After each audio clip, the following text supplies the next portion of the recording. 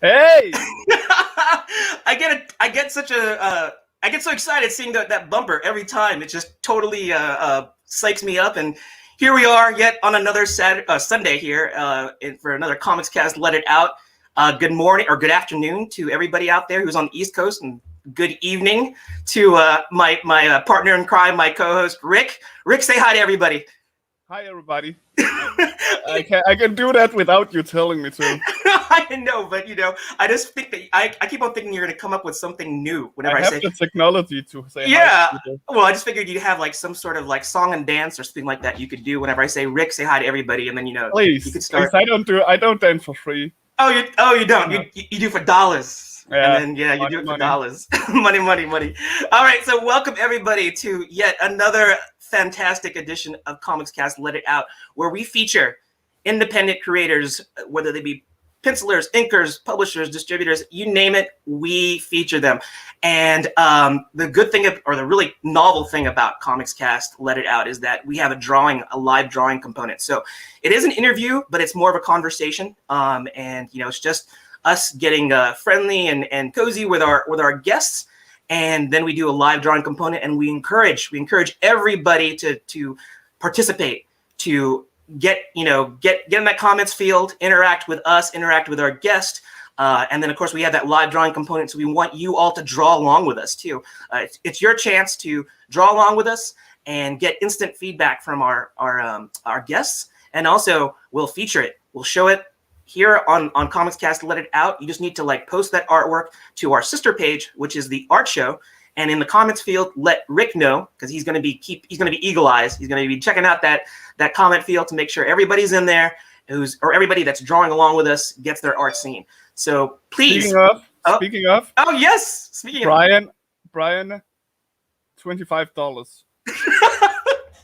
25. So is that in U.S. dollars, or is that in? That's in the U.S. dollars, not silly Canadian or Australian dollars. No. I was gonna say in your native currency. I was thinking that maybe that would be appropriate, but I guess $25 US is worth more. I guess, right? So. And we got Justin Acosta here.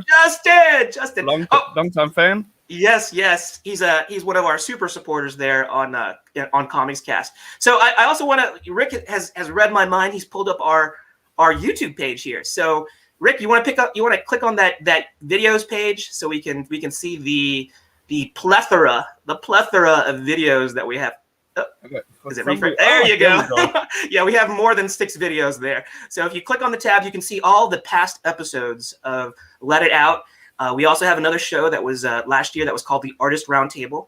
You can check that out. Joe Tolliver, who's the co-founder and basically my partner in crime, just like Rick, he did some live drawing shows where he did them early in the morning, like 7 a.m.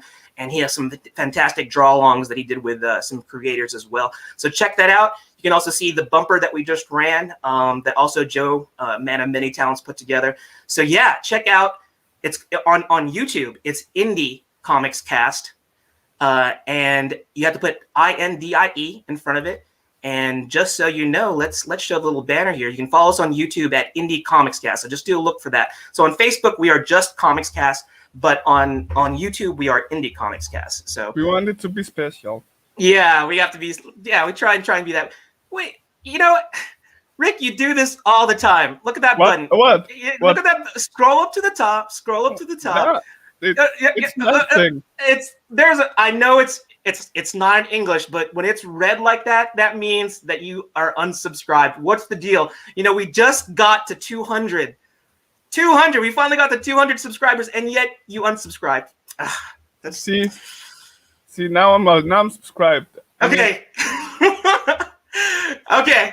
I'm going to say this again like I always do. Rick is just demonstrating how easy it is to subscribe. That's exactly it. Yes, that's exactly it. All right. Okay.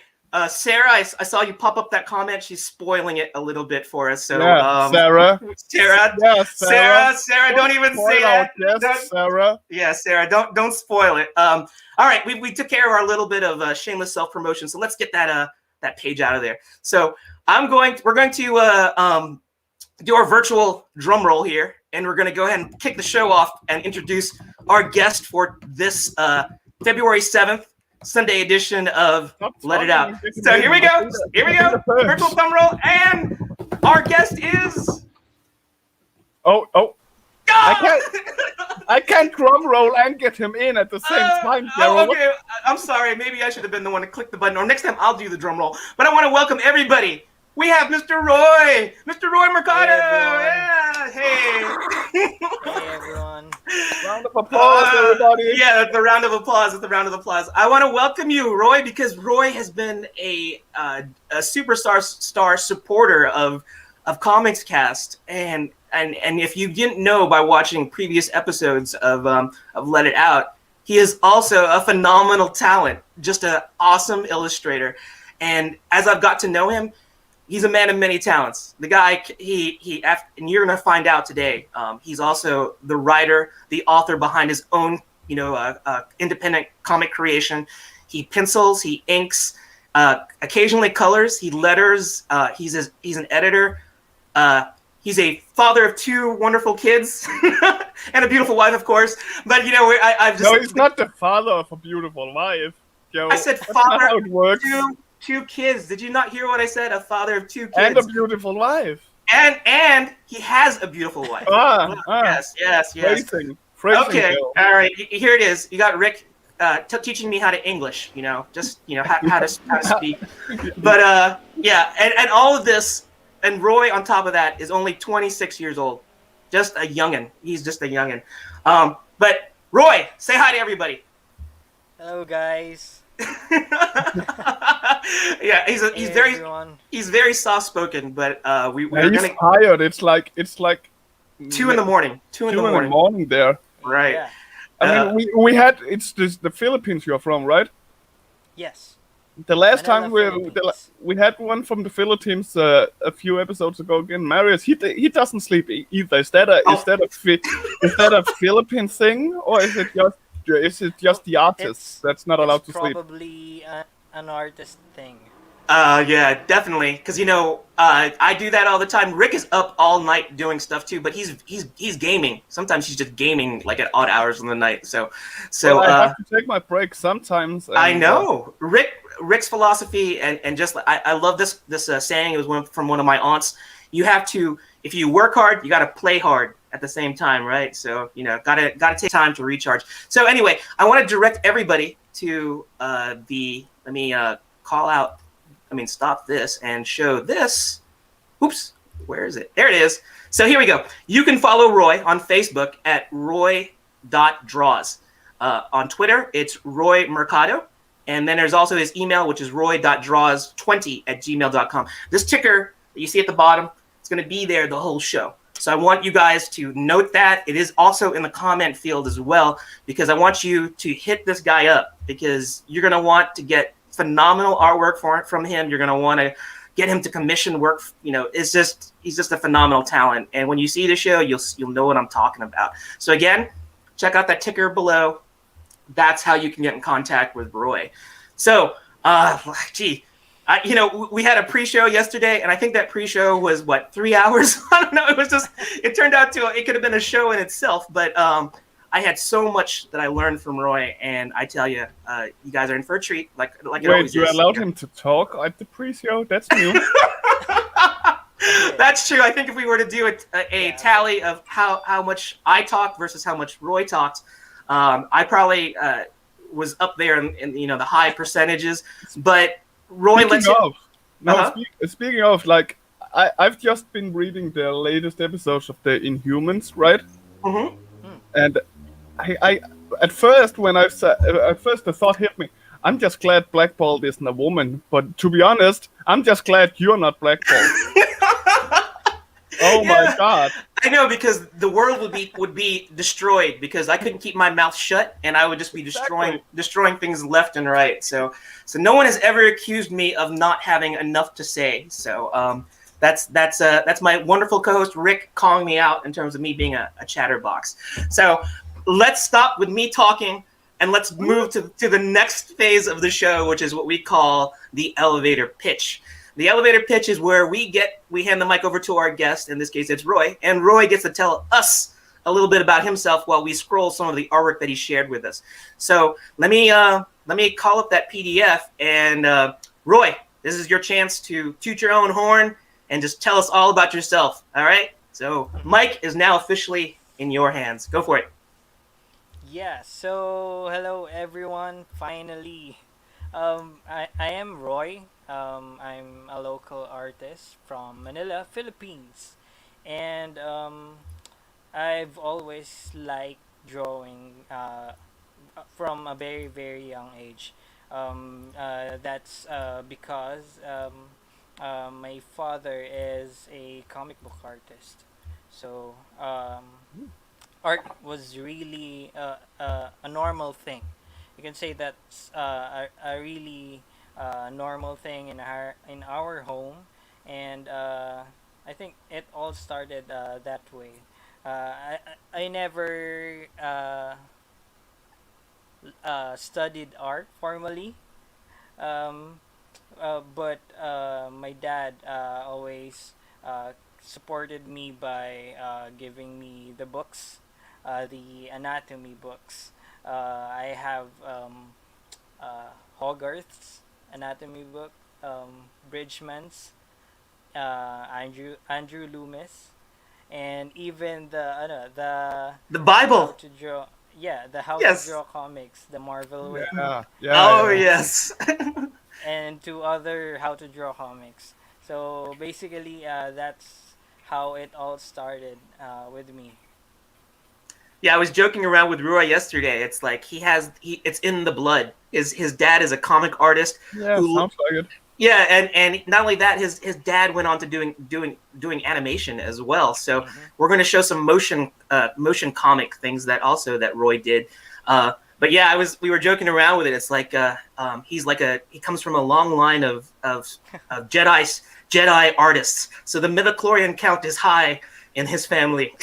He's an artist Jedi. So here we get to see some of this artwork, and I just Rick, look at this. I mean, I'm looking. we look at just this is he calls this old sequentials. These are old sequentials. So this is like a different style than what Rick is doing. I mean, not Rick. What Roy is doing right now. All of the R's. confused. Yeah, exactly. But here we go. We get to see this, and Roy, tell us a little bit about these sequentials. These sequentials were done for a kind of like an artist discovery thing. You want to talk about that? Yeah, that's about 3 or 4 years old, that piece. And I used to, like Holy most shit. artists, I used to. Pardon Rick. my. Yeah, exactly. He's just excited. He's excited to Because see this this is artwork. a kid-friendly show, Rick. Oh, you're telling the whole. Okay. Oh, Sorry. okay. You interrupted Roy's train of thought. Okay, Rick Yeah. was just very excited to see this artwork. But go ahead, Roy. You were talking about this. Oh yeah. Like many aspiring artists, I used to send out emails and scans of my work to the big publishers, Marvel and DC. But I didn't. I think I went into the file thing. My work was stuck into the long line of files, so they didn't have the chance to look at my work. Their loss. Their loss. That's what it is. It's their loss. But yeah, so I think you said this was it Asia Pop? Asia Pop Comic Con. Yes. So I'm gonna write a letter to Asia Pop Comics and just say, you know what, you guys missed out on a phenomenal talent. You got lost in the long line, whatever. But I like to quote the Todd Father, or at least cite experiences that the Todd Father, which is Todd McFarlane, he has like a file of his own, and that file is a list of all the rejection letters that he ever got. And I like to think that Roy is in that same upward trajectory. He's going to be like the Todd Father, and Asia Pop Comics, you're in that file now. So when he hits it big, he's gonna say, "You guys lost out." This is the file right here. Yeah. And you Yeah. call this old? This is old. Wait till you see this. And now this is a different style. For those of you who have seen Roy's current style, you're going to see like an evolution, a true evolution of an artist. I An was artist. about to say, it Yeah. doesn't look like like anything of what I've seen of his newer stuff. Yeah, and it's still really cool. I was telling him that when I looked at this, it kind of reminded me of like a Ed McGuinness or a Kevin Maguire look.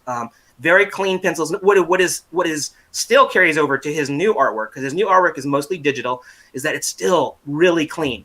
And this is coming from the guy who's notoriously dirty. I got dirty lines. I got messy lines.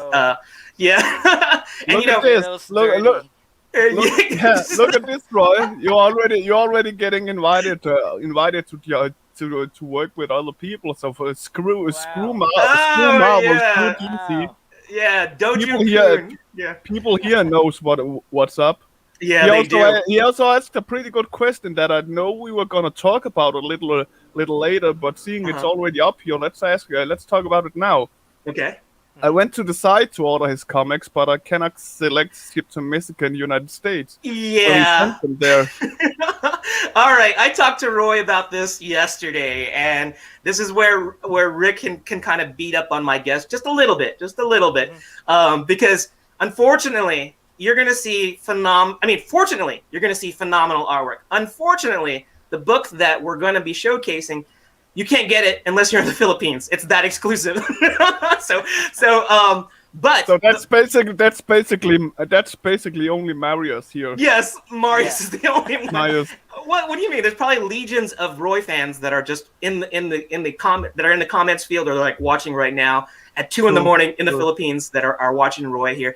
I'll just travel to the Philippines and get the comics. Well, okay, so I'm going to save Rick the cost of a plane ticket, because I talked to Roy about this, and Roy said, we're going to get, of course, we're going to talk about this a little bit more, but just to give you guys a heads up to answer that question, Roy is saying that this book that we're going to be showcasing, which is called OPHIR, and we're going to show that in the next set of images. You can get that. It'll be available on Comixology, and I think it's going to be in the next month. Within a month, it'll be there. Yep. And so I would like everybody to interact with Roy at those links at the bottom. Look, actually, at the bottom, not Saeed, but the links here at the bottom. I would like look, Roy. Look how sad you made Saeed. Look, I know. All right, I'm hiding. No. Oh yes. How dare, Roy?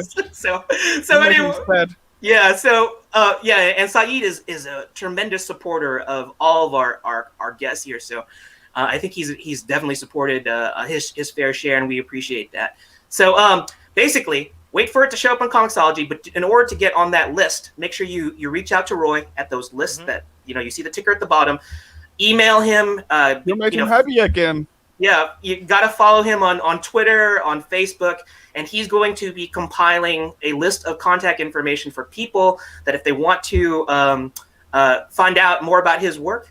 I'm gonna have to go like this. If you want to find out about his work, you can definitely email him, and he'll get in contact with you. So Comixology coming up at the end of this month, and then later on, as we get to talk about his other books, because it's in its second. The second issue is the one that's available right now.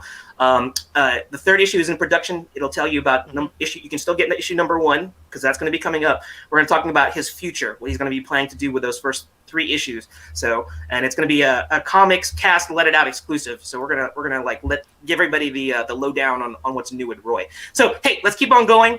I want to this is his old work, and now let's go to some of his recent. Saying old work. Well, he refers it to, in fact, it says here at the top, it says old sequentials. And you got to remember, we're talking about Roy years. He's only 26, so yesterday could be old to him, because he's just a young buck here. Yeah. So let's keep on going. I want to show what he calls the recent sequentials. And all I'm going to say is OMG. I'm just looking at this stuff. And what a contrast. This is a true evolution of an artist. Look at what Roy has done here. I think Roy told me that you can't tell me what this project is for, right? You can just sort of hint at it, right? Well, it's not yet. Top secret, very top secret.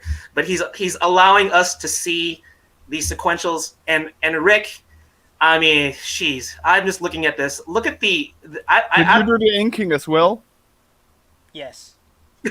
He's so soft spoken. I'm leaving. I know. Look at this. I quit. I quit. Okay. You're what? 26 years old and you do this? Yeah. Look at this. I'm gonna zoom in here a little bit. Talk. Yeah, Okay. zoom in and make me even sadder. Hey, I was sad yesterday. I was sad for a whole day after I saw it, but I was happy too because I got to see this artwork and just look at this is it's a problem for a lot of artists, up and coming artists, is that we will focus on anatomy, on maybe expressions and body types and things like that, but look at this. We got vehicles, we got backgrounds. Look at this establishing shot here. Look at the attention to scale and proportion. It's almost like a storyboard. I mean, look at this, and I could see this as a movie. And then talking about this, you see the you don't see any words, but it's just sequential storytelling at its finest. He walks into this bar, and you can almost taste the alcohol or smell the smoke in the air. I don't know. You could hear if there's any music playing in the background. Rick, look at what Roy has done. It's the very definition of an establishing shot. It puts you in the scene. Absolutely. It's just overall amazing. He got that old school feel, old school noir feel to it. That really great. That Yeah. in great best way. I think that's because most of my comic books, the ones that I buy, is mostly in black and white. So I think that translated into my art. Well, it's just amazing. I mean, the way you just play around with your gray tones and your blacks and whites, it's just wow. I am honestly impressed, and I do not say that often in this way, but I am utterly impressed. And you're only 26, man. And you know what? He definitely doesn't say that about me. He's never impressed with anything that I do. So that's a lie. Yeah, I'm impressed when you stop. Oh yes, he's impressed. Exactly, that's what it is. So not only let's just look at this page, because I was taken aback by looking at this page, because you look at this from a graphic design standpoint. Aside from the expertise in the art, he mentioned Hogarth, Loomis, all these great artists that we all have their books. We all study how they do composition. But we look at this, and Rick, check how we talk about the Z, how the Z works in terms of storytelling. In terms of Western comics, from left to right, and then advancing your eye, around the page. As a director, as the guy who's behind the camera. I've done directing work as well, and yeah, I've seen scripts drawn out like this. It looks so great, and look how he uses this bar to the way that he chose to do this. I mean, this is I like to think it's a very conscious thing that he did. How it's a Z, it moves you across here, and he's using design elements within the panel to lead you across. So you have the gentleman here who's walking. This way, you have the Z that's going here in the bar. It leads you to the bottom of the Z here where it's advancing the story. And then back here again, and you see this negative element here, which is, I believe, like the shoulder of a person that he's talking to. And then it goes back in here, and you see this cane or the stick here, which is planting this whole thing. This, my friends, this is our audience. If you're watching this is how you tell a story. And this is not even a superhero story. This is Needs to be. Well, I'm just telling you that most people, when you do like superhero stories, it's easy to do a superhero action shot and using actions to do things. This is a establishing shot. This is a dialogue, heavy thing. It's just basically setting the tone and the scene. It's heavily inspired by old school movies as well. Yes. Yeah. Do you use Marius asked this as well? Did you set up these shots here? Is that a reference for movies, or is it just your mind? Well, with the layouts, I think I consciously do the Z thing. So but when fleshing everything out, I used to refer to photos before, but then movies have great shots, so I turn to movies as references. Yeah, it's phenomenal. And I'm going to zoom in one more time here.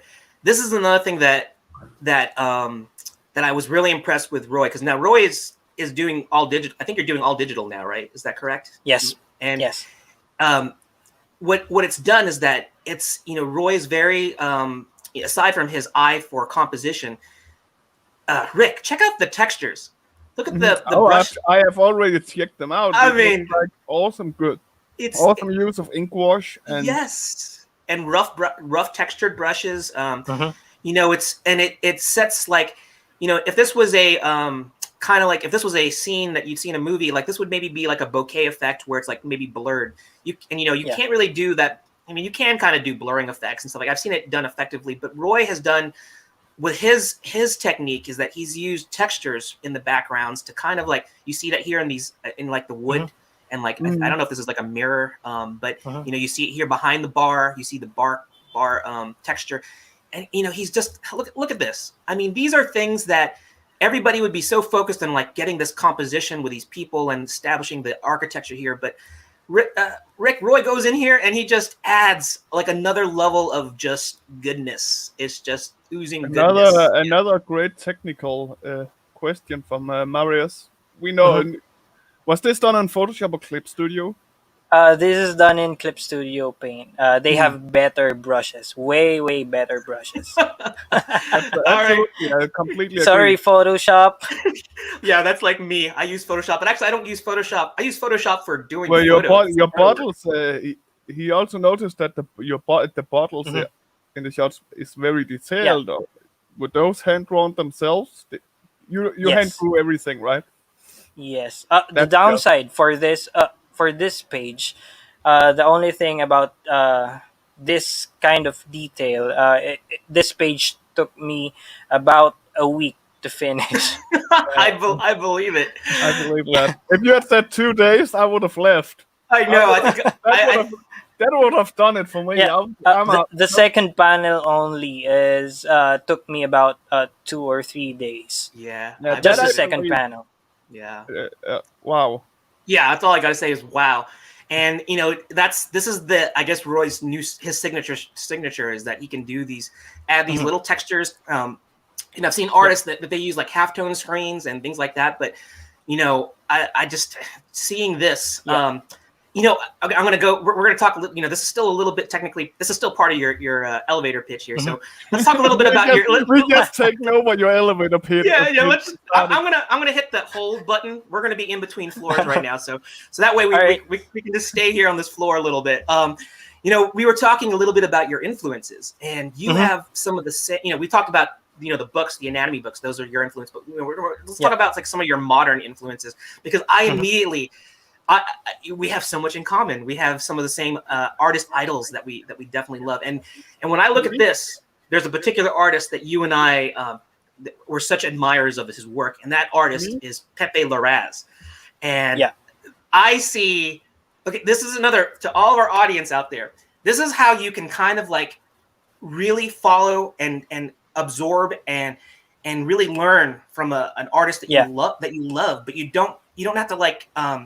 Copy their style verbatim. You basically see what you love about it, absorb it, and come up with your own style. Roy, at 26 years old, has come up with his own style, his second style. His first style was the old sequentials. This is his new style. He's taken elements of Pepe Larraz, and look what he's done. I still see his old style in this. I just see it as an updated version of his old style.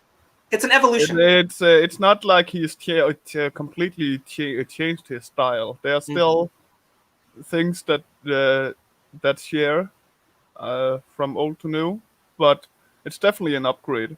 Yeah, upgrade. All right, here we go. This is a double-page spread. This is a children's show, Carol. I know it's very okay. Ignore how violent this looks and let's just appreciate it for the art. Let's look at it from the art. Yes, this isn't a bathroom scene, but again, this is something you'd see in if you're old enough to watch like John Wick or any of those action movies. And yes, there's a little bit of disclaimer. This is a violent shot here, but let's just look at it and appreciate it for the art. Very cinematic. You look at this, and again, there are no words here. It's a top secret project. We don't even know what this is what the title of it is. We don't know who the antagonist It's a is. new Or Teletubbies. Yeah. Yeah. yeah, The bathroom man. It's the bathroom man. Yeah. Right. But look at this. It's just great storytelling. You don't need to see the words to know, well, it's an action scene. You can just see how he seamlessly moves the camera around to pick his panel shots, and it just tells the story. You see who the actors are, you see who the players are. I mean, look at this. The hidden sword that's inside the cane, and the action shot. Look at these the subtle use of motion lines. The angst of someone getting stabbed in the neck, of course. But here, you just see the expressions here, just telling some great stories. Just what I like best about this page is the lowest down, the one you're hovering your mouse over right now. Oh, this one here? Yeah. Yeah, how your speed lines is actually helps frame frame the whole thing. And I actually think you could have removed the lines, the frame lines to have given it like an extra effect, and it would still have looked like a frame because you did it so well. Yeah, Roy, do you have any? You want to tell us a little bit about how you came up with the choice for this particular panel, like how you chose to execute it?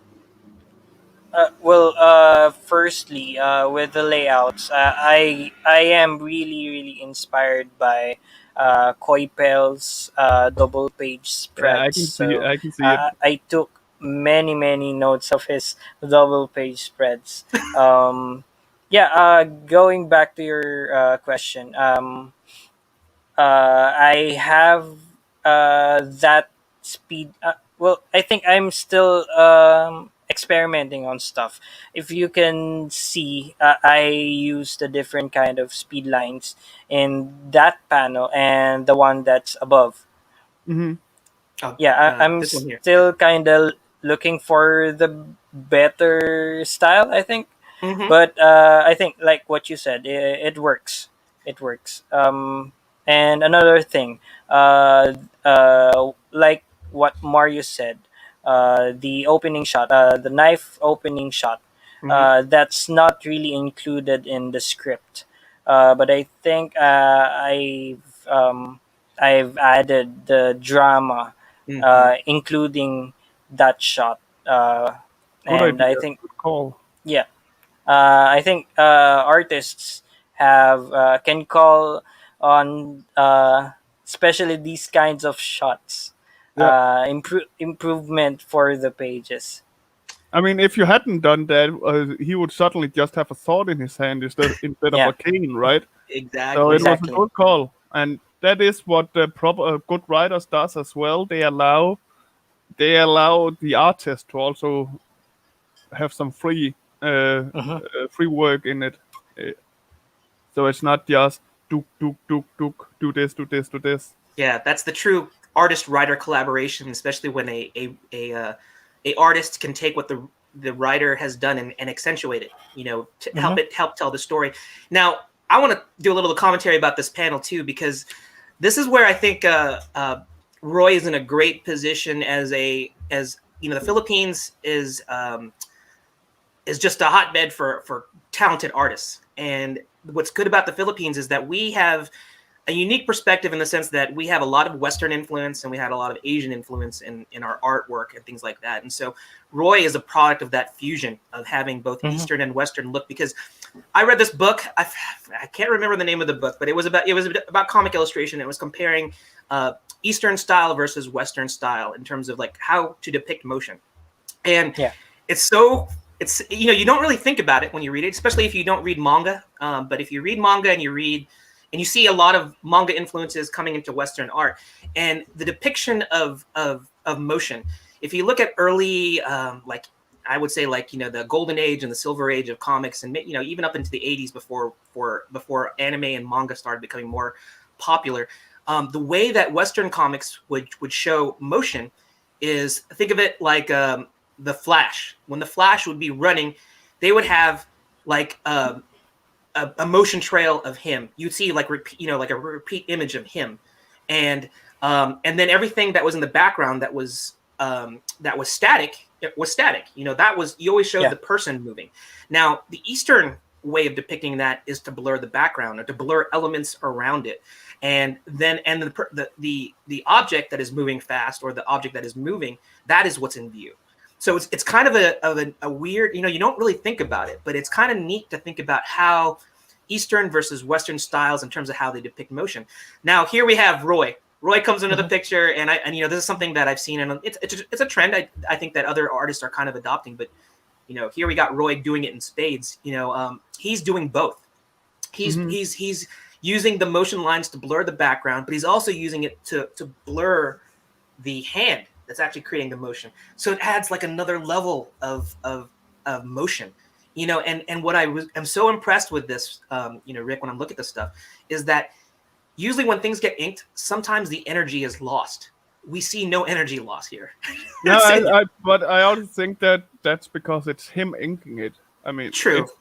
It's always easier to keep that when you are inking the stuff yourself. Yeah. I think you have like mental notes.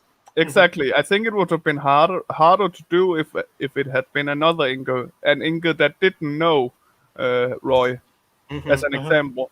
We've seen that so many times. Yeah. Phenomenal work. Marius, to just bring back what you said, Marius mentioned it earlier as well, that this just has such a great fusion of Asian and Western comics.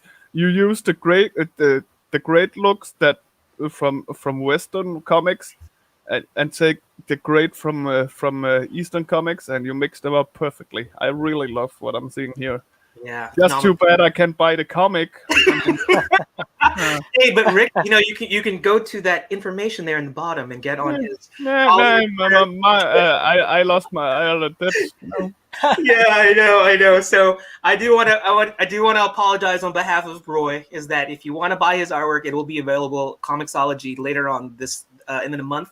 And we're going to talk about the future. So there's going to be a treat for that we're going to reveal in terms of how you can get his artwork, because there's something that's coming down the pipe. Yep. Go ahead, Roi. Yeah. Just one more thing. This page is really inspired by my favorite movie. So maybe later on, I'll kind of talk about how I used my influences and how I wrote my comic book. But this page is heavily influenced by one of my favorite movies. Oh, so, what movie was that? Was that Bathroom Man Part 5? Or no, just kidding. What was the name of the movie? Yeah, that was Equalizer by Denzel Washington. I was about to say, this Uh-huh. One of my favorite movies as well. Yeah, directed by Antoine Fuqua. Is that correct? I think he was the director. The guy is a talent, and I can see from here. I can definitely see that you studied the frames, and your storytelling has just totally adopted that. And you know what? I skipped this one, so let's talk about this one. This is, again, these are the textures, and this is I can see the Coipel, I can see the Pepe Larraz. This is an alley scene. Man, this is just violent. But it's just like I'm trying to just disassociate from what is actually being shown here and just focus on the art and the storytelling. These pieces are actually newer than the second issue, so this is very, very updated. Okay, so this is you're definitely the style that you're currently in terms of like evolving in terms of stuff. You know what his style art also reminds me of. I mean, you've seen him. We've had him in here. Pat O'Donnell, right? He has that old school. He has that old school line work as well, which this reminds me of heavily. I think there's some Pat O'Donnell in it as well, and I think the inspiration is from the same places. Yeah, you are so right. And Pat has been studying a lot of storyboard sequences as well, so it comes out in his artwork. And I just love the attitude here in his face. Yeah. And I see this is Coipel and Larraz style of like lens. It's like, if you watch they had a baby. Exactly. That is Roi. That is Roi. Because look at the way that you handle these lighting effects. Just exactly. That's what I study, and that's what I take when I look at their artwork, and I see this is an example of how you can really learn from other artists not rip off their style. Learn from them and incorporate them and absorb them into your style. Brian also mentions Frank Miller, which Yeah. I completely agree in when it comes to Yeah. the whole composition. That's and setup. There's a Frank Miller flow in it as well. Yeah. Is that on and I purpose? kind of Is that on purpose, Roy, or is that just luck? maybe luck, but No, I mean, is he one of your inspirations as well? no. But I've kind of grew fond of a very very known artist, JP Leon. Yes. He uses black very very good. Mhm. So I think his way of illustrating, he calls it the what I forgot what he called it, but he he usually draws simplified shapes. Yeah. That basically that's it. He don't overdraw stuff. I am a fan of his artwork too. It's almost like he analyzes the geometry of the page. Yeah. He looks at he actually looks at shadows more, and if you see his rough work, he does a lot of urban settings, just like what we're seeing here, and he'll focus on.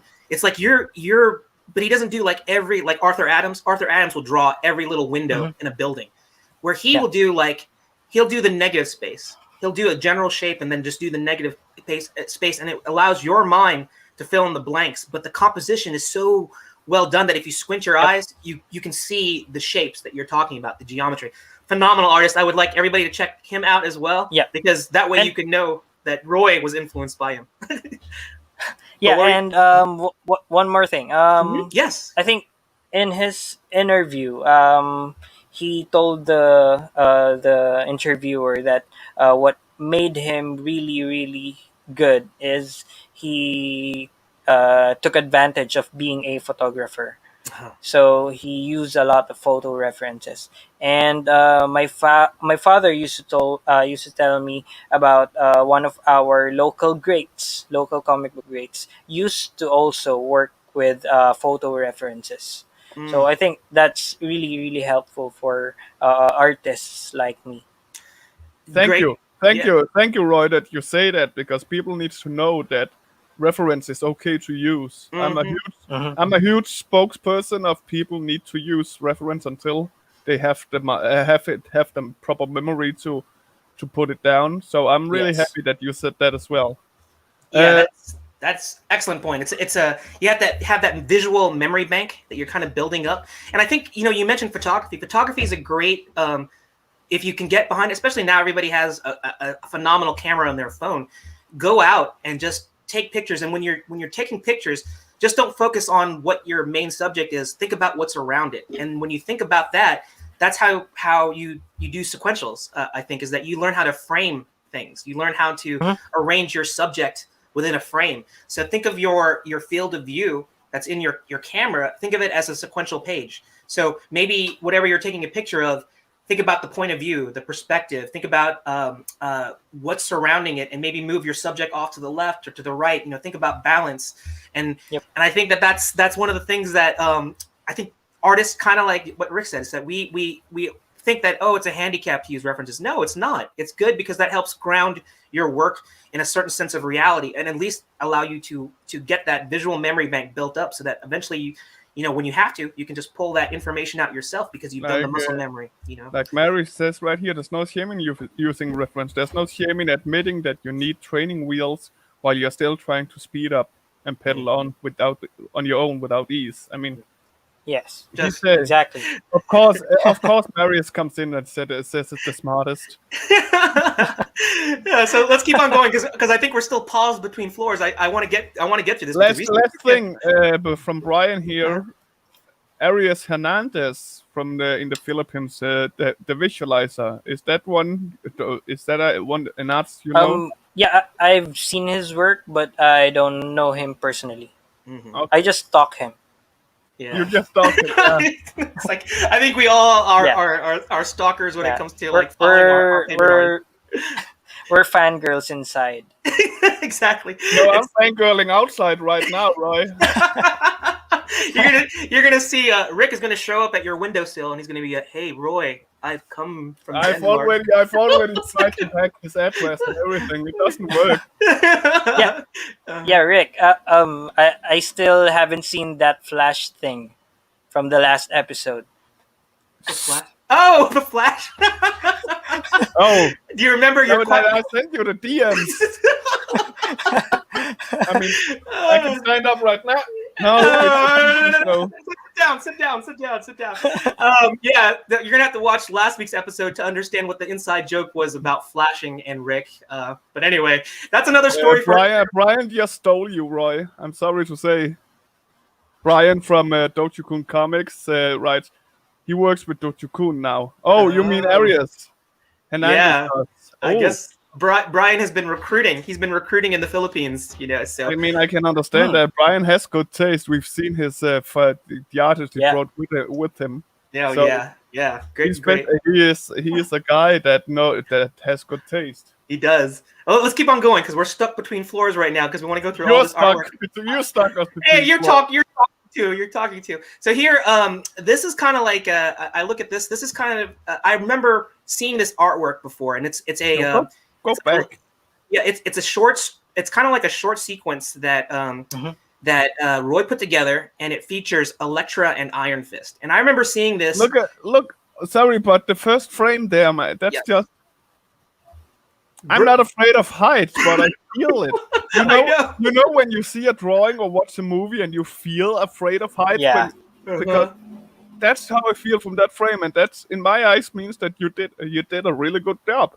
Exactly, and he's again. It's a really small establishing shot here, but it gives you enough. It gives you that vertigo, makes you feel like, oh my gosh, it's so high up, and then it goes. It's the Z again. It goes into here, and you have this worm's eye point of view. With this strong diagonals that point upward, but it leads you down here. It's also pointing downward. And look at this. I was kind of tempted to put the skies. Make the skies all black, but I think the colorist will do a better job working on that.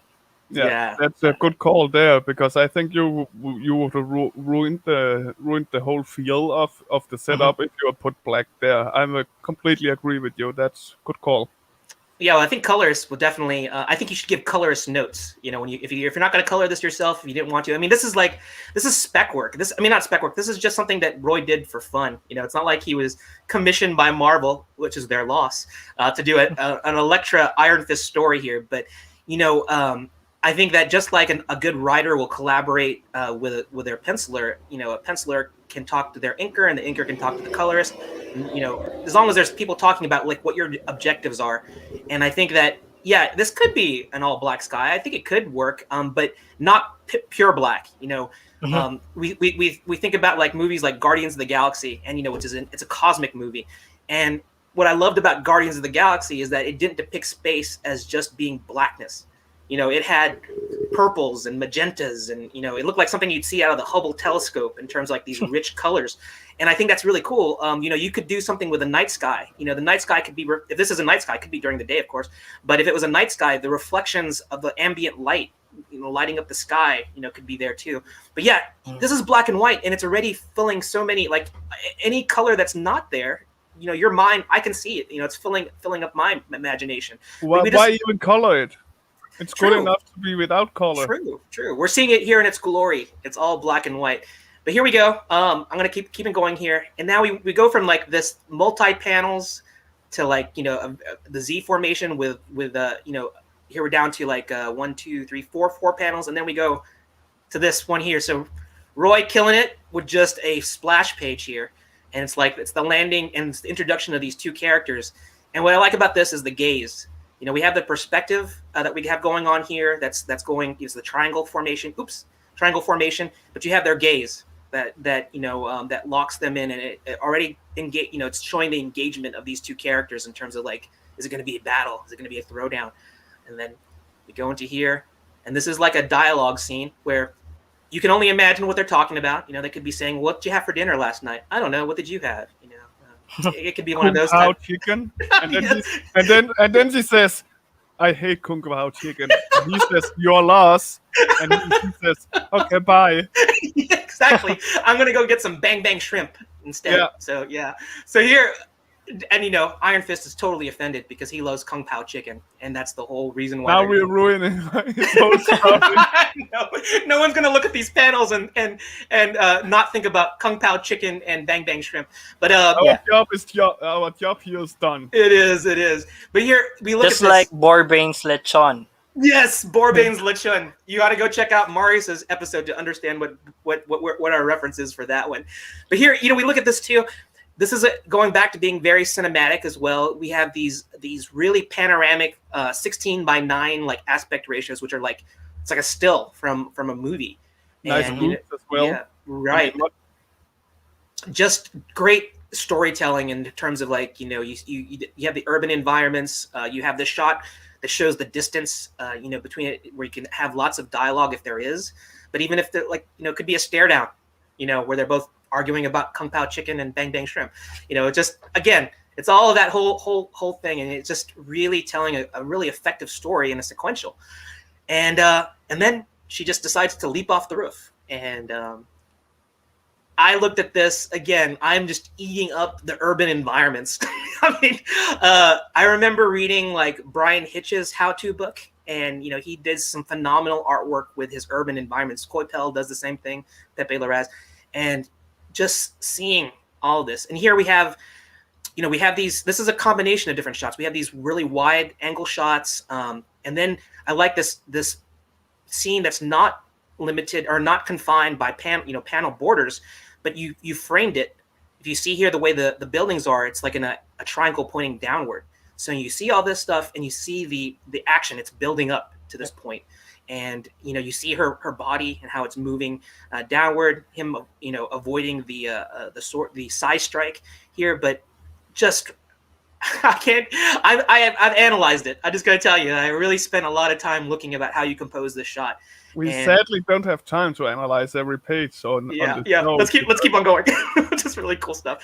All right, just battle scenes. He's doing new things now here. He's not using just symmetrical or actually straight up rectangles and squares. He's doing angles and polygons, and just adds more to he's amped it up.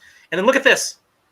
This is like something again, the Eastern meets the Western. Right. Total mix-up. It's like he threw a curveball, and it works. It doesn't look out of place, because to me it's like it emphasizes the action, mimics some of these angles, and just really, really cool. Let's keep on going, and then we have another just speechless. That's a very big fight for some Kung Pao chicken. bang bang shrimp. Yeah. Anyway, your audience, I hope you're just eating this up too, because it's just incredible work. So let's we're gonna hit the floor, floor advance, an elevator pitch here, because I want to talk a little bit more about this. This is what you came for. This is OPHIR.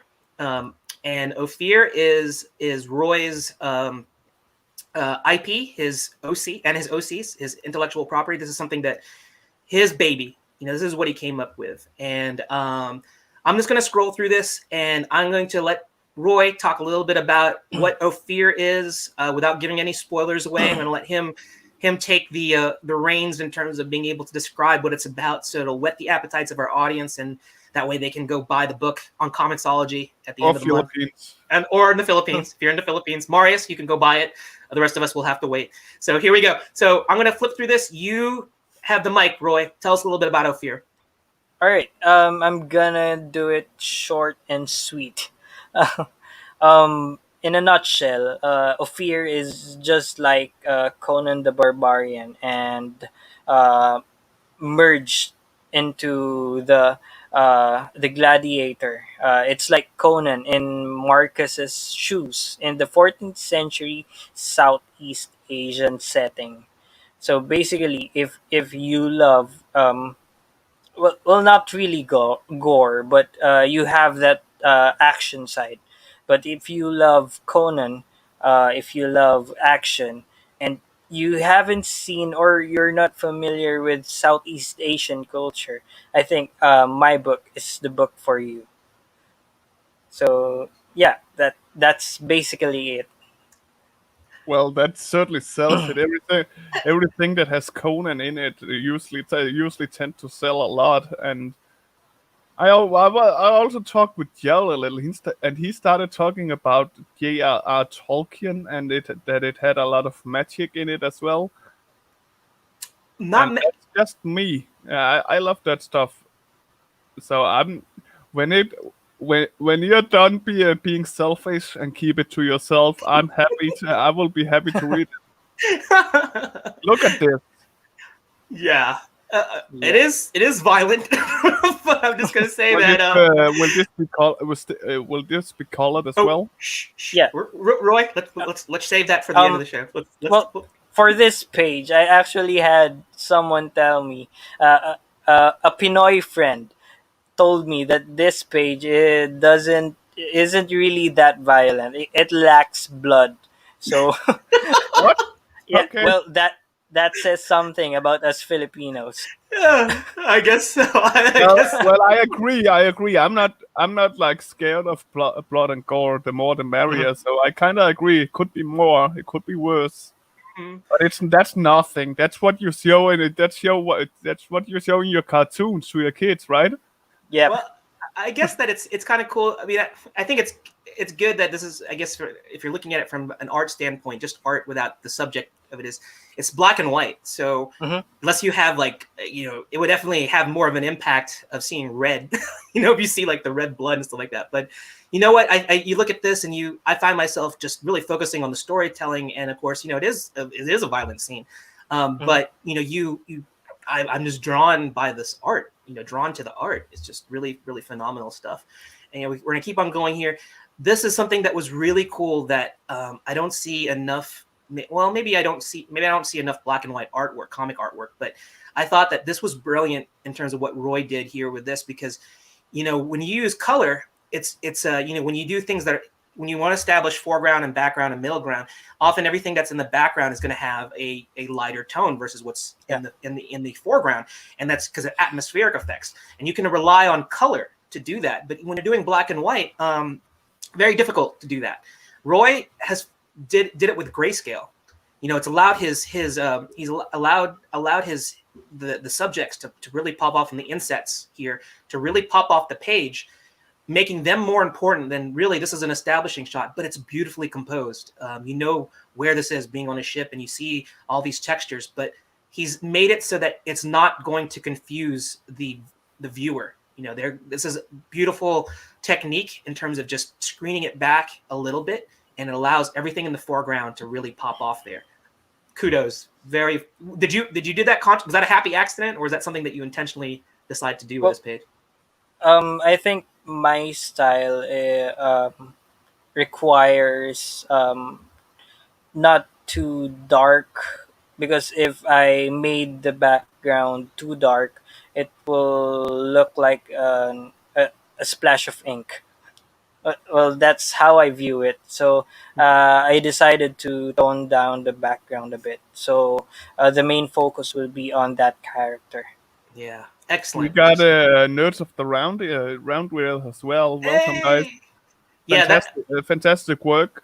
Nerds of the Round. My friend Sebastian Bonet. I'm just a fan of the Nerds of the Round, and it's good to Good have him on the people. show. Yeah, good people. And so you're getting all sorts of fans here, Roy. They're all coming. They're all coming to see far and wide. Uh, oh my gosh, just looking at all this stuff too. Look at just again eating all this stuff up. Great storytelling. We have like little inset panels. We have establishing shot. But These these are tribal leaders that we're going to talk about Hmm. in OPHIR. They're called the Datus. And so, like again, you're going to get a little bit of history about the 14th century Philippines history Hmm. that's going to be brought into here. So these are like a meeting of tribal so leaders. Yeah. so Um, without spoiling too much, something that it seems the people want to know is what is the main conflict of Ophir? Hmm. Well, like what I said earlier, I like I love the movie Equalizer. Uh, that being said, I think when I wrote OPHIR, I took the uh, Denzel's character in this plot. Uh, um, the main character has PTSD basically. Mm-hmm. So um, when his recovery when he's recovering, he was helped by the people around him. So um, when the people around him are getting threatened, he decided, or he has to resort to desperate measures to protect them. So And he is the. and we already seen what those desperate measures is I know. by page 7. They lose their heads. So, but just really, yeah. Because I was talking with Roy yesterday when he was telling me about the story. I just didn't want to spoil anything because I want people to go Mhm. buy the book when it's available on Comixology. So we're treading lightly here in terms of like not giving things away. But yeah, Roy definitely did his best to give a little bit of a tease in terms of what it's about. Yeah, we talked a lot about it Yeah. yesterday. But Okay. I also I'm also like this. Like say, right now when I'm looking at all this, I almost don't care about the story. I like the art. Like Rick is saying is that the story is just bonus. That's like icing on a really well baked Yeah. cake already. The cake is Yeah. awesome. The story. I mean, the artwork is just already there. And you know, it's a bonus. You're going to learn about Filipino history here, and I think that that's going to be quite intriguing. You know, you can see in this. You know, we mentioned the whole Conan the Barbarian angle here. I looked at Mhm. this, and this was like I imagined. You know, this is the Conan pose. And Yeah. I like this snake sword here. That if you're if you've ever been to like a Filipino tourist store, you know there's that plaque that's called the Weapons of the Moroland, and it shows all these really cool daggers and swords Mhm. that are known from the southern region of the Philippines. And Yep. I was just looking at this, and you know, it's just a brilliant way of telling you know, Filipino history in a fictional way. And I was joking around him. You know, Roy is the J.R.R. Tolkien of the Philippines. He's sort of like weaving in some. He's creating a mythology with like historical context here. You know, with OPHIR. So Mhm. we're gonna move right along. You know, here we saw those panels before where it was more like of that noir look in a modern day. This is kind of like is more of like a, you know, semi fantasy type setting, you know. And A reminder: we already 1 hour in. yes, we're gonna wrap this up and we're gonna get. This is the I'm I building the know narrative. I could Yeah. talk about this Yeah. forever, but we're building it. We're building it up there. Only got a few more panels before we get into it, but I just wanted to show this because this is the versatility in Roy's design. You know, his art style. He's ready. He's transitioning from that whole noir modern look to this. You know, we were able to see OPHIR being in a in the Philippine Islands here. So just great storytelling. All right. you're never late to the party, Allison. You're always Yeah. just in time. Fashionably late. She's being Filipino. Fashionably late. So here we go. And then here you talk about Wow! Did you just slap all our Philippine artists there? I mean, no. I'm that's talking Oh about no, Jarrell. no. yeah. That's How dare us. you, We're- Mary? we're- Now Marius and Roy won't be guests anymore. Oh Thank you, no. Kevin. oh, whatever. Here we go. We see some of these characters. So like these are. I looked at this particular character. They're like, you know, they have claws and stuff like that. You mentioned them. They're kind of like elementals. So these are like antagonists. We haven't revealed who the main antagonists are yet, but you mentioned Hillary that. Clinton. Okay, here we go. So we have this, and you mentioned this is like a what was the word that you aswang Aswang. Yes. aswang, yes, aswang, and these are like elementals. So what are the roles of like aswang in your story? Basically, they just add a whole new level of conflict in the story. Because, well, if you can't kill something with a sword, how do you kill it? Mm. So yeah, Wrong. that's the whole thing. You got to read the book to find out how you can kill them, right? It's going to be like a it's the handbook to kill a swans. That you gotta read the book to find that out. So you gotta check that out. And this is the final panel that I want to show here. Obviously, it shows the hero here, and this is another fun thing we were talking about. We were talking about Forged in Fire, another one of my favorite shows on History Channel, I believe. And one of my favorite judges on there is Roi Mercado. And we talked about how he's heavily influenced Roi as well. So before we get into the live drawing, let's wrap this up and talk about this sequential and how Roi Mercado is Mercado. I was going to say it's like he's related to you. So, but how he influenced you in terms of like being able to compose the shot. Well, it's actually Doug Mercado. Oh, Doug! I was saying Roi. Oh no, Gerald! Screw up. God. Oh anyway, no. Okay. Correct me. I'm going to edit that out. But go ahead. Tell us about Doug and how Doug influenced you, Roi. Go for it. Yeah, since I love Doug, and he's a Filipino, and I think he took most of our martial arts and sword fighting techniques in Forged in Fire, and to show my appreciation, I took one of his karambit exhibitions and put it in this page. So I basically slowed down his karambit exhibition and basically showcase how good Doug is in martial arts, Filipino martial arts. Mm-hmm. Oh no, Gerald. Yeah, I know. Doug is probably gonna write to me and say you screwed up my name, and I'm gonna hunt you down, and I'm gonna use those special weapons that I used in Forged in Fire, and your head is gonna be on a pike. Anyway, I'm just looking at this, and this is just how Roi is a very learned student of just analyzing video, being able to like figure out how to compose a shot, and just weave it into storytelling. And this battle sequence, just awesome. You can see it. It could be choreography for a movie. It was taken from his exhibition of Doug, and so great use. This is another lesson I think to anybody out there who wants to become an aspiring comic artist, be an independent creator. Take some of Roy's techniques, his tried and true techniques, analyze video footage, and you can tried and true techniques. Yes. The guy is 26. I'm just saying it's tried and it's true. So and it's been tried by Roi. So there, fair point. Yeah, fair point. So yeah, okay. So let's get into the live drawing component here. We are now at the top level. We've done the elevator pitch, which was like a full hour of elevator pitching.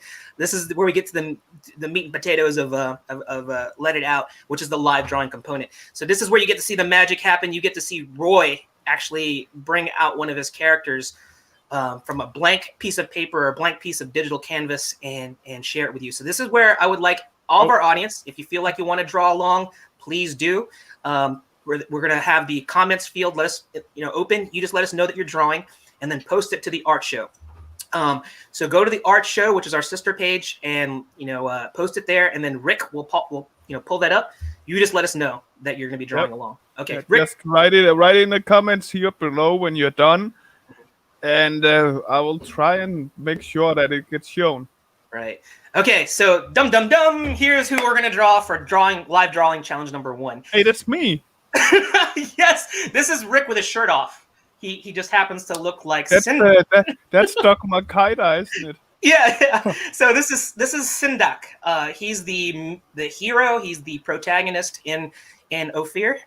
He's the hero, and he's the guy that we're going to be drawing first. So let's start the clock. I need to get my camera lined up, but I'm going to let our timekeeper is going to be Rick, and give me a moment. Yeah, let me give me. I gave him also, just for our audience, this illustration that we see right here. Rick will pop it up during the live drawing show. So anybody that's drawing along with us, if you can do a screen capture of, if you did a screen capture, you can see what this looks like. And if not, just let Rick know, and he'll pop it up for you, and you can look at it. And So if Gerald could stop talking and put his art stuff up.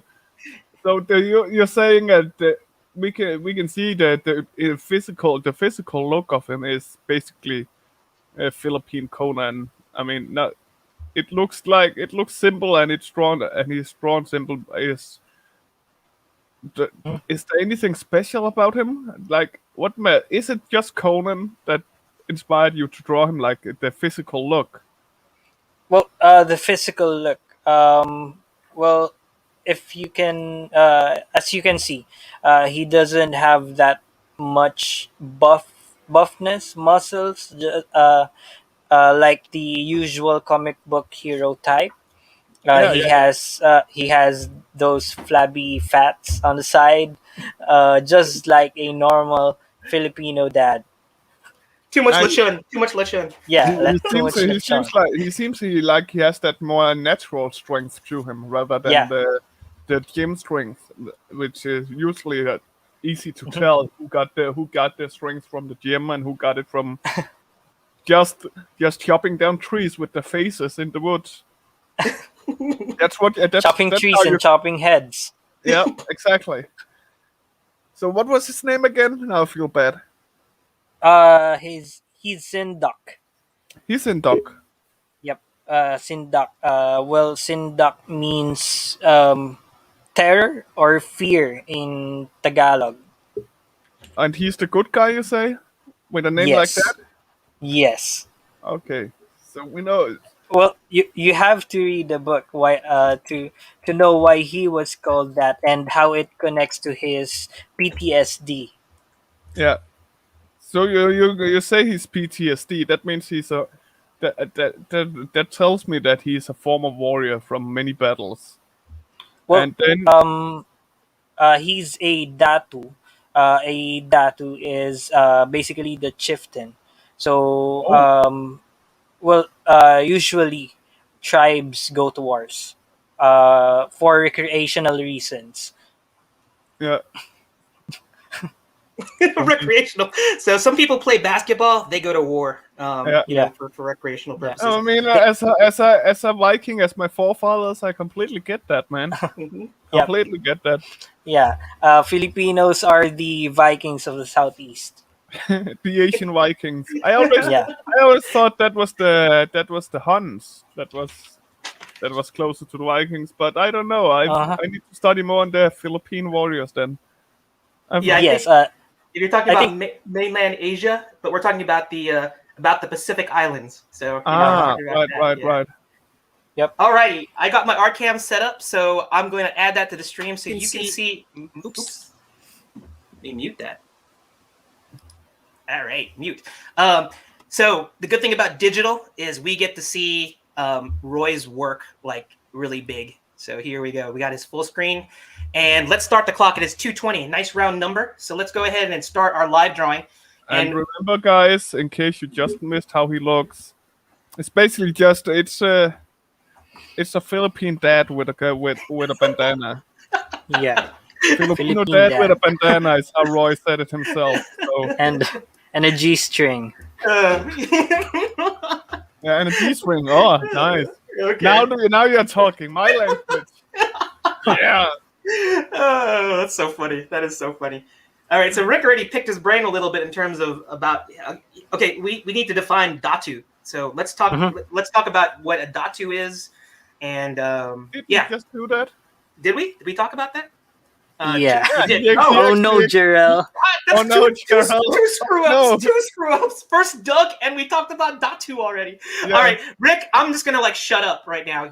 See- You run the whole part right now. So go for it. Brian is drawing along. Said came with a joke. Imagine him on a date. So, what are your hobbies? War. We like chopping heads. Yeah. Allison is like, sounds like fun. Hey, we going to war tonight? I could use a good war. Yeah, who couldn't? Who couldn't use a good war, right? That's so funny. Roy's almost done. Gerald, how far are you? Oh yeah, how about me? I'm slowpoke. Slowpoke. Yeah. Well, yeah. One thing about Filipino. We can't see yours properly, Gerald. If you look at your screen right now. Oh, what? Why? You're supposed to show our artist. Go show the artist. I am mixing it up. You're definitely mixing it up. What were you saying, Roy? Roy was I'll what his sword in my drawing right now is his main sword, and the cool thing about his sword is well, since Filipinos love chopping heads, um well, they have like hair locks of those they've conquered, or the heads that they've chopped, and they uh-huh. put it as a keychain sort of in their swords. That's Yeah, pretty sick. yep. Just to show how much they love chopping heads. Uh-huh. So they don't keep the whole head. They just keep a few locks. Yep. I mean, That would be impractical to yeah, I was keep the about head. to say I could imagine after like 5 kills, it would get pretty tedious to Yeah. run around without like five or more heads. Well, I would say the early Datus, they were carrying around heads, but then they just said, you know what? We'll just keep a few locks of hair. They're like, And Yeah. this doesn't feel right. This doesn't. My chopping gets worse. What can we do? My head Or- chopping technique is bad now. I can't swing my sword now. But yeah, you were talking about that, the locks of hair. So that they usually would take those locks of hair and they would wrap it around the sword handle. Is that correct? And Yep. And it's so long it would fall on the basically the other tip of the sword, or the handle. yeah, it kind of reminds me of when you told me that story. It reminded me of Boba Fett from Star Wars, because he had one of his signature costume pieces.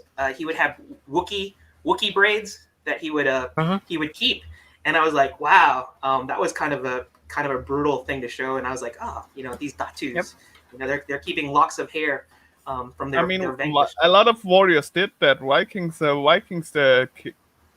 sometimes ears and teeth of the enemies. Yeah. Skulls. Yeah, and penises of the men. Okay. It's true. Oh yeah. Okay. We're keeping it. So Keeping it- I'm keeping it- talking keeping it- about the eyes and the ears. That's okay, but as soon as I say penis, Jerry goes, "Oh no, with you!" Oh no. Yeah. Oh no. Yeah. Okay, and another interesting fact, or a little trivia that about the character.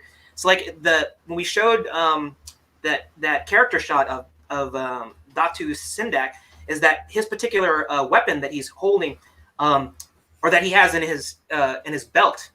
You were saying it's not necessarily like that's his primary weapon. It's like ceremonial. Did you want to talk a little bit about that? Yeah. Well, that one is called Chris with a K.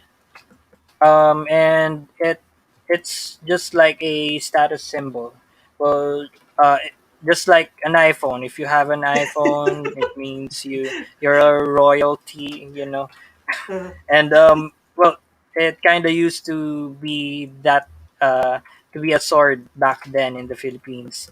So they don't usually use that because it bends quite a bit, but it's strong enough to, I think, stab.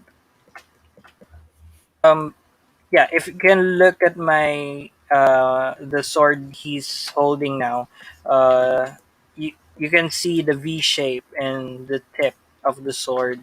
Um, well, that has a use actually. They use it to pick up the heads. Mm. Oh, Very. that's nice. So not to get their hands all messed up and bloody. Yes, exactly. That's There's smart. there's a practicality to their weapons. So you don't have to wash your hands when you eat lechon afterwards. Oh, what was it called? It's called Kamayan style, right? So you gotta Yeah. use. And one of the other things that you mentioned to me about their particular swords, that we were talking about utilitarian, about how there's they are weapons of war, but there's a practical side to it, which I thought was entertaining. You want to talk a little bit about that? Yeah. Well, since the Philippines is usually known as an island, islands, and the people, aside from fishing, uh, lives through farming. So um, when you see how the weapons evolved, they usually evolve from farming tools.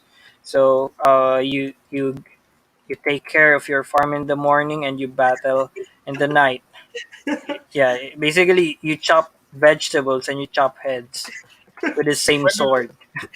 quick question, Gerald. When did we start? 2020? At 2020. So we're what, 8 minutes in? 8 minutes Okay, in. cool. Yeah.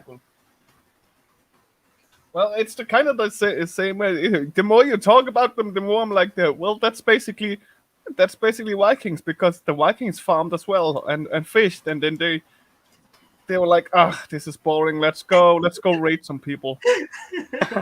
So they went raping and raiding and taking, and then they went back and farmed some more. Mhm. This Wii sword is weird, and I believe I've actually seen it in action in the martial arts movies as well. It's really like bendy, right? Yeah, Oh, Chris. Really what was? bendable Oh, iron. Yep. This is just so good. I mean, Royce is also okay, as always. I'm just okay. And now you went over with the blue line. I see. He's already started. He's already gone to inking now, Gerald. I don't want to look. I'm sure it's fantastic. So you're trying to keep it really silent about what's going on in the story, and I don't blame you, because stories it feels like you're kind of basing it on, you just want to draw people get their heads chopped off. So there's not really much story to tell. So if you tell too much, you tell all of the story. But basically, what I hear is heads are getting chopped off, and there will be a lot of blood, and I'm already sold. That's basically, if you tell me lots of blood, I'm sold usually. I mean. Invincible is Yeah. one of my favorite comics, after all, and if you read that, you know there's a lot of blood in that as well. Mhm. Yeah. One cool fact in the Philippines in the 14th century is we have many gold back then. But the thing is, we don't have much iron to make swords. So the Filipino raiders used to raid China and islands nearby to take their spoons and forks. Yeah, And Yeah, little did you know or that that's the reason why they use chopsticks today, because the Filipinos in the 14th century stole all their spoons and forks. yeah, to make they're like, swords. oh great, what are we gonna eat with now? Yeah, they get stabbed and they realize that's their old fork.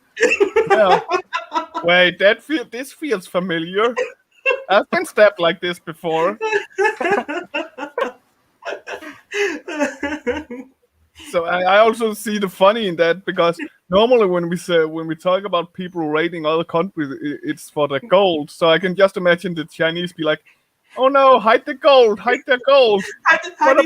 What about our cutlery? No, screw that. It's all the gold they're after." And then the Filipinos just goes out, all the gold are gone. I guess we'll just take the cutlery then. Yeah, exactly. That's so funny. Yeah, I think they took the uh, forks and their spoons and door jams. I think they took door jams. Not him as well. Because door Yeah. jams are so popular in China. It's so that's so funny. Yeah, I think the Chinese people are kind of confused. Mhm. You know. They're like, how rude? No, that's just me. Now they can't keep their doors open. The Philippines were basically just bullies coming in and pulling pranks on the Chinese, like evil pranks. Yeah. Haha, now you can't close the whole door open. Haha. Yeah. Well, basically, we're pulling off pranks Yeah, for a bit long time now. Yeah. Yeah. that's basically we figured it out, guys. We figured it out. They weren't even happy for it. They weren't even warmongering people. They just Mhm. wanted to do pranks. Yeah. Unfortunately, you die after. Yeah. You lose your head. So, Yep. If you don't laugh, they chop your head off. uh-huh. Yeah. So Gerald and I are talking about how badass Filipinos are. We talked about in the Korean War, where I think the Filipinos are the original 300 Spartans when uh, when they successfully defended uh, the Korean Peninsula back then, because they 1,000 Filipinos fought I think 40,000 Chinese troops, uh-huh. and With and cutlery. yes, the funny thing is, yes, because Almost true. Almost true. Yeah. Go yeah, ahead. because since they have a lot of enemies, even the cooks fought. Yeah, of course. That's the funny part, is that the cooks they were the last line of defense. You know, Yep. they were the ones who put up the last stand. They that was a bit of the Korean about the conflict that I didn't know about, and so Roy educated me in terms of like Filipinos and their cutlery skill. They were able. The cooks came to the rescue, and they were the reason why Yeah. they were able to repel all those soldiers. Yep. So They threw lechon to the Chinese, and they died of heart attack. attacks exactly. It's like cholesterol weapon. Yeah. Go. Cholesterol bombs. How much time do we have left, Mr. Timekeeper? 11 minutes. No, not 11 We can minutes. have 11 minutes. That would be awesome. No. But 6 minutes. we have Oh 6 minutes. no! Oh no! Listen to the panic in Roy's voice. No. I know that he probably is coloring right now. He's probably putting ink washes. He's probably putting. No, all he's already doing his second piece. What second piece? Okay. No, he's not. No, he's not. I was just pulling your leg. I know Rick likes to make me squirm. He tries to say things, and then he looks at my expression so he can get a good laugh at making Yeah. me squirm. How is it? How is it? I'm slower when I'm on the show. That's because you always also has to talk. Like I've talked about with Yell before. Yeah. I can't talk and draw at the same time. Yeah. I just can't. I think. Yeah. That's Gerald's talent, I think. Talking? That's not. Yeah, it's Gerald really- can talk. Gerald can talk while doing anything really. And it's just like, I had to work on my drawing skills. Yeah. But talking, Yeah, it's a problem. not the talking that's the problem for Gerald. They made a joke here with the whole cooks fighting alongside against the Koreans. That's new meaning and takeaway food. Take away. Yeah, absolutely right, Pete. Good one. Good one. Yeah. You won't see takeaway food the same way ever again. No. I Actually, will now never order Kung Pao chicken again. or how about it's like takeout food? You're gonna take out people. We get it, Gerald. We got the joke. That was the base of the joke, and all of us got it. I know. I'm just trying to milk it, trying to like add the bad dad jokes. You You know what you should milk? What should I? I don't think you need to complete that. You're drawing your drawing speed. My drawing speed. Okay, good one. 4 minutes to go, guys. 4 minutes. Okay. And people are already done. Like Brian, Really? Oh. and Sarah. They've already submitted. They submitted some Yeah. artwork already. Wow. Man, phenomenally fast. Well, somebody have to be right. Yep. How can you do this, Gerald? Talk and draw. The trick is I have to have somebody like Rick to rescue me. Yeah, Rick has to be on the show to rescue me. Yeah, I'm basically the savior of Let It Out. Without Rick, Let It Out would not exist. I'm a humble guy after all, so I can admit to that. Yeah, humble is the first word that comes to mind when I think of Rick. Yeah. It should be. Exactly. Roy, you're just a guest here, remember?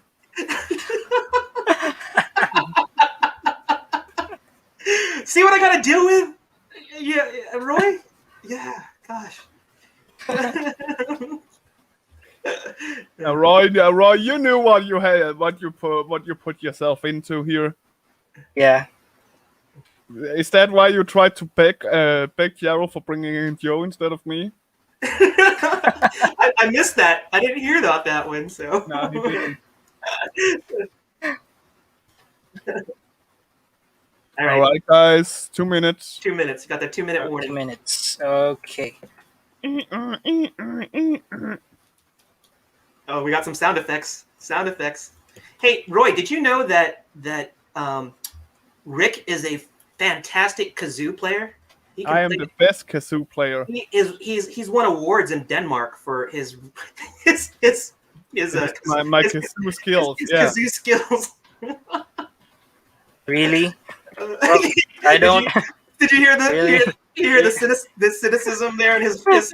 Really? Really? I think Roy probably goes, I can play kazoo better. I don't know what kazoo is.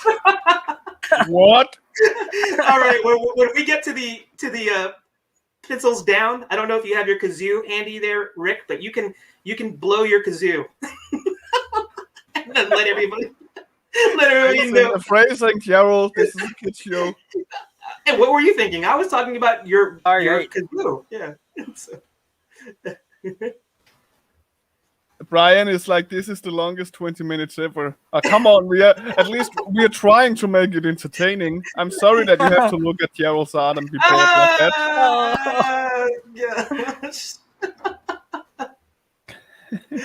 that. See, I have to go to therapy after this, Roy, because Rick totally tears me down, and that is your therapy. I can't. I go into these great fits of depression because I don't feel that I've impressed Rick, and it makes me feel bad. No think one I'm done. impressed.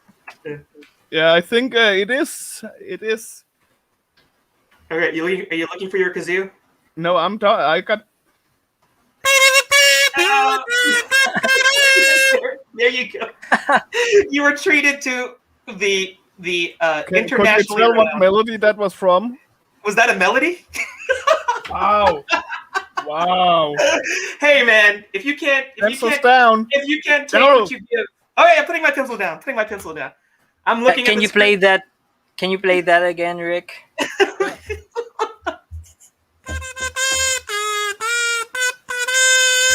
Yeah, I think Marius will agree that sounds like a karaoke. Karaoke. Yeah, in the Philippines, we that tune plays after each and every song in our karaoke. Oh, there it is. Well, that is might be that because Sarah is right. It's the Final Fantasy fanfare. It is. Yes, Sarah with her vast and knowledge. Allison as well. Allison said too. There you go. Yeah. Hey, Arelis is giving you props too. So I think everybody knows that when Rick isn't on Comics Cast or playing video games, he's putting together his next album of Kazoo's greatest hits. Yeah. So, yeah. Blow my whistle bit. Okay. All right. Let's look at the art. Let's look, and I can already tell here. Let's solo out Roy's work here. Oh, zoom in a little bit. Let's look at this. You forgot his nipples, Roy. I thought this is a child-friendly show. Well, nipples are child-friendly. They basically eat from them. Oh, good one. No, Rick. No, the you still forgot the flash thing, Rick. Yeah. The nipples there, but they're obscured by the shadow. See the strategically placed shadow? That's what Roy is known for. Is he can definitely hide, provocative things. Very cool. Oh, yeah, Saeed saying, "Oh boy, karaoke can get you killed in the Philippines." Saeed, you're just rolling with these great remarks. That's so funny. But Roy, this looks phenomenal. Looks awesome. For your first live drawing, hit it out of the park. Let's oh, you showed mine. So I guess I was gonna say let's look at our guest work, but you showed mine. That's good. So this was my version of the Datu deck. So had some fun with it. Always gonna get when it has like a Filipino headhunter, tribal chieftain. I pulled out all the stops. I also like that you made sure that he seemed to have been in battle before by adding scars. Yeah, like that. Right, my scars look a little bit. They don't look as nice as Roy's. Roy's look so.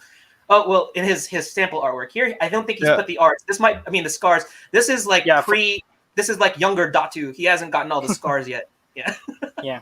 I don't really want sword right now. I don't want to. I really don't want to share this comment, but I'll be nice. Thank you so much, Arelis. See, I have one fan, and Roy has legions. He has and legions. Saeed is just here with Harry. Exactly. Yeah, you're right. He's Harry. Harry Sendak. Yeah. Okay, let's go to our art show page. I want to see what our guests have done. Let's check this out. First one, Sarah. Sarah, that looks cool. Wow. I like the style. Great job, Sarah. Sarah is a big fan of the Disney style and Disney and anime manga style, and I see that influence in here as well. And she's it still looks like Datu Sendak, but it has her own style, her own touch added to it. So Disney, if you're watching it, if you want to do the adaptation where I don't think they're taking heads, talk to Sarah. Who do we have here? We got Brian Menard. Wow. I'd like to remind Nice that work, Brian Brian. is a new artist, but a long time writer of comics and stories. And you probably, I do believe most of you were here where he did the show with a ton of other people from Dojo Kun. Yep. Dojo Kun. Yeah. Good job, Brian. Good job. Brian Acosta. Brian Acosta. You forgot to mention you forgot to comment, Brian. How dare you? Yeah, well, we that's the reason why we went to the art show, so we can catch all those things. So we got three. Did Alison? More. Okay. That's more. I just had to update. Hang on. Okay. Did Alison? Oh yeah. Yeah. I told you I just had to update. Hang on. Oh, okay. Oh my god. Wow. Look at the shadow. Oh. Doing a bit very of dynamic. She writes a bit of Frank Miller, I can tell. Drama. That's what that is. Nice drama. Nice. Really good work. And I think that was the... Yeah. Well, we had great participation. This was lovely. Yeah, thank you so much. All right, let's keep on coming. Keep it coming. So, audience, please draw with our next challenge, because this is the challenge that Rick loves. Because Roy knows what I'm talking about. He's talking. This is where we drawing challenge number 2 is known as the Rick challenge. Oh no, there we go. I know. He's gonna come up with something that's gonna stump us, and he's gonna do something, or he's gonna get a nice hearty laugh about what we do. Freakazoid. No freakazoid. All right, so let's get into live drawing number 2. Rick, tell us what we're going to draw. So, we talked a little about the Western and Eastern fusion. So, I was thinking actually putting, having the viewers join in on this one. Ooh. Again. First off, viewers. No, not Captain Waffles Part 2. Viewers, name an Eastern influenced character in the comments. An Eastern. Okay. All right. So we'll wait for the comment field to light up with Eastern influences. Yeah. All right. So let's. And I'll pick one after that. Okay. Because I've tried. You talked about fusion, so I'll give you fusions. I already got the Western character in mind. Oh, darn! Sunfire is basically a Western creation, in my opinion. I was more thinking of like Naruto and manga characters and stuff like that. Mhm. There's a Yuna Final Fantasy. I don't know who that is. uh, So the suspense is killing me. Like so wondering. Roy, Yeah. while they're trying to figure coming up with a few comments here, Mhm. who's your favorite Asian character? Like no manga character. I'm not really into manga. Oh, What? Yeah, sadly. Wow, that's not Asian of you. I think Marius's his ears are probably burning because he's like, you don't like Berserk, you don't like Guts. Oh, because we when we had Marius on there, it's like Guts is like the epitome of Yeah. an anime manga character here, and we got Roy here who's not really a big Yeah. fan.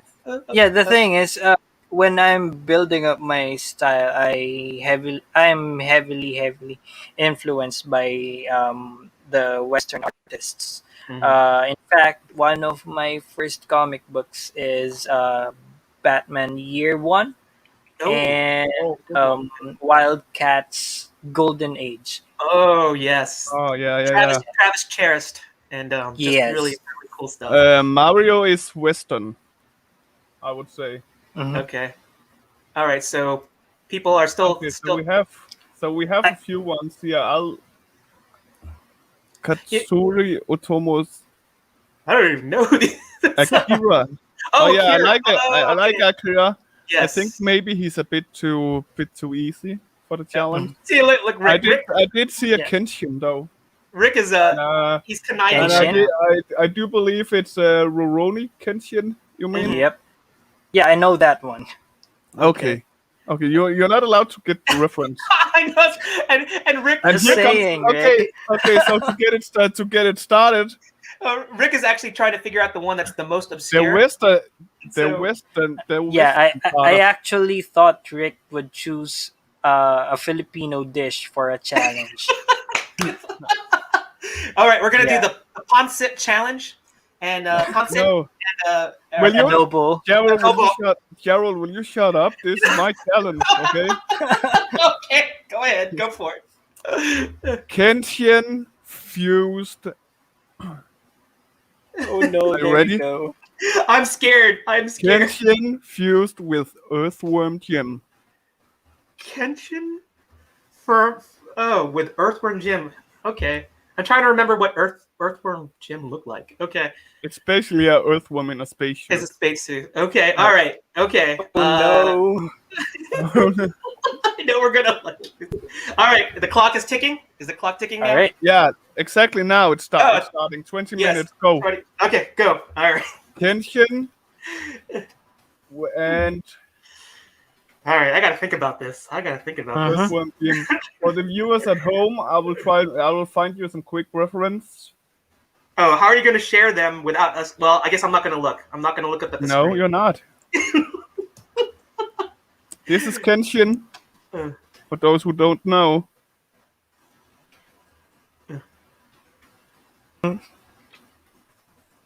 Roy has already started. I'm trying to think. What could I do? What could I do? Yeah. Oh, this one is this worse than? Yeah, it's because worse than the Freakazoid. I don't remember what Kenshin looks like. I kind of remember what Earthworm Jim is, but oh, okay, all right. I'm just gonna start drawing, and we'll go. From Well, there. I'll be kind to you, Jaron. See, Kenshin is basically just a samurai-looking character, like a samurai. Ronin Okay. looking character. So that Alright. would make it a little bit easier if you don't. Okay, that's good. Thank you so much for giving me that little bit of a hint. And here we got Earthworm Jim at his finest hour. Okay. Yeah, Saeed. I would have. I was thinking about going with SpongeBob SquarePants as well, but Samurai SpongeBob has already been done.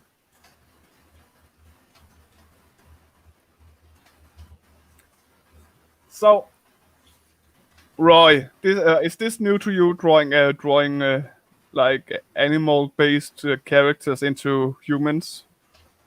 Yes. Yes. Okay. So Yeah. I just. Aside from the previous challenges.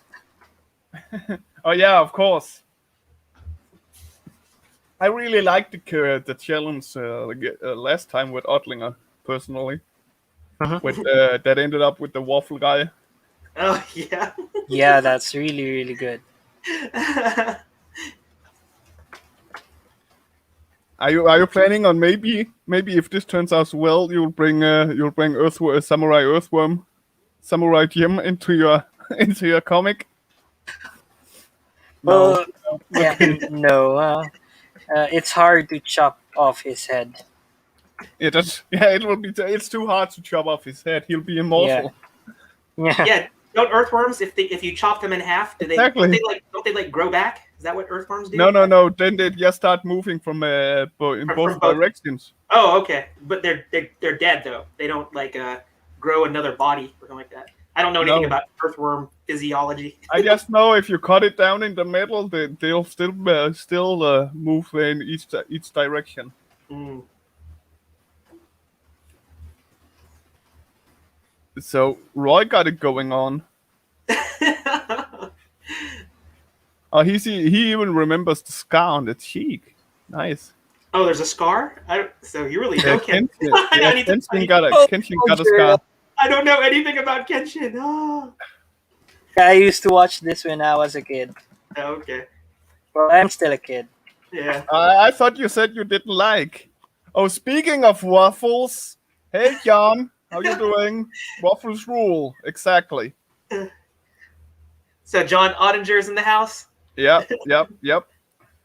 Hey, John.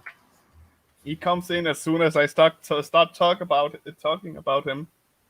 No, he heard there was somebody playing kazoo, and he said, Yeah. "I got to get in on this because there's a world famous kazoo player."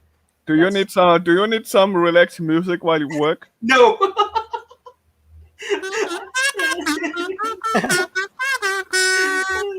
Is that relaxing to you, Roy? Do you find that relaxing?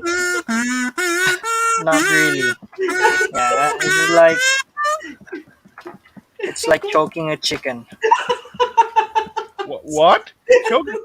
How many chickens have you choked? No, don't. I don't. Want to hear it. Don't answer it. Don't answer Oh it. no, really? No. PG. Hey, he started it.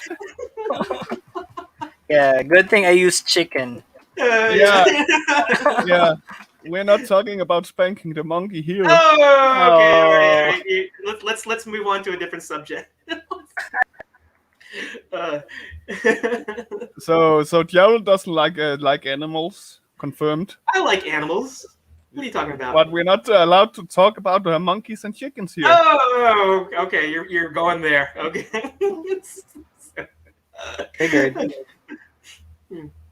See what I like about these challenges. I always try to make them like based on creativity, and I never get disappointed. And then I look at Gerald, and then I go, okay, this is also good, I guess. He just wants me to suffer. That's what it is. Now, still, do you still have your Freakazoid somewhere? I do, but it's been locked away so that nobody will find it. So Look at our John. Bravo! They failed to recognize your musical genius. I know, John. I know. I mean,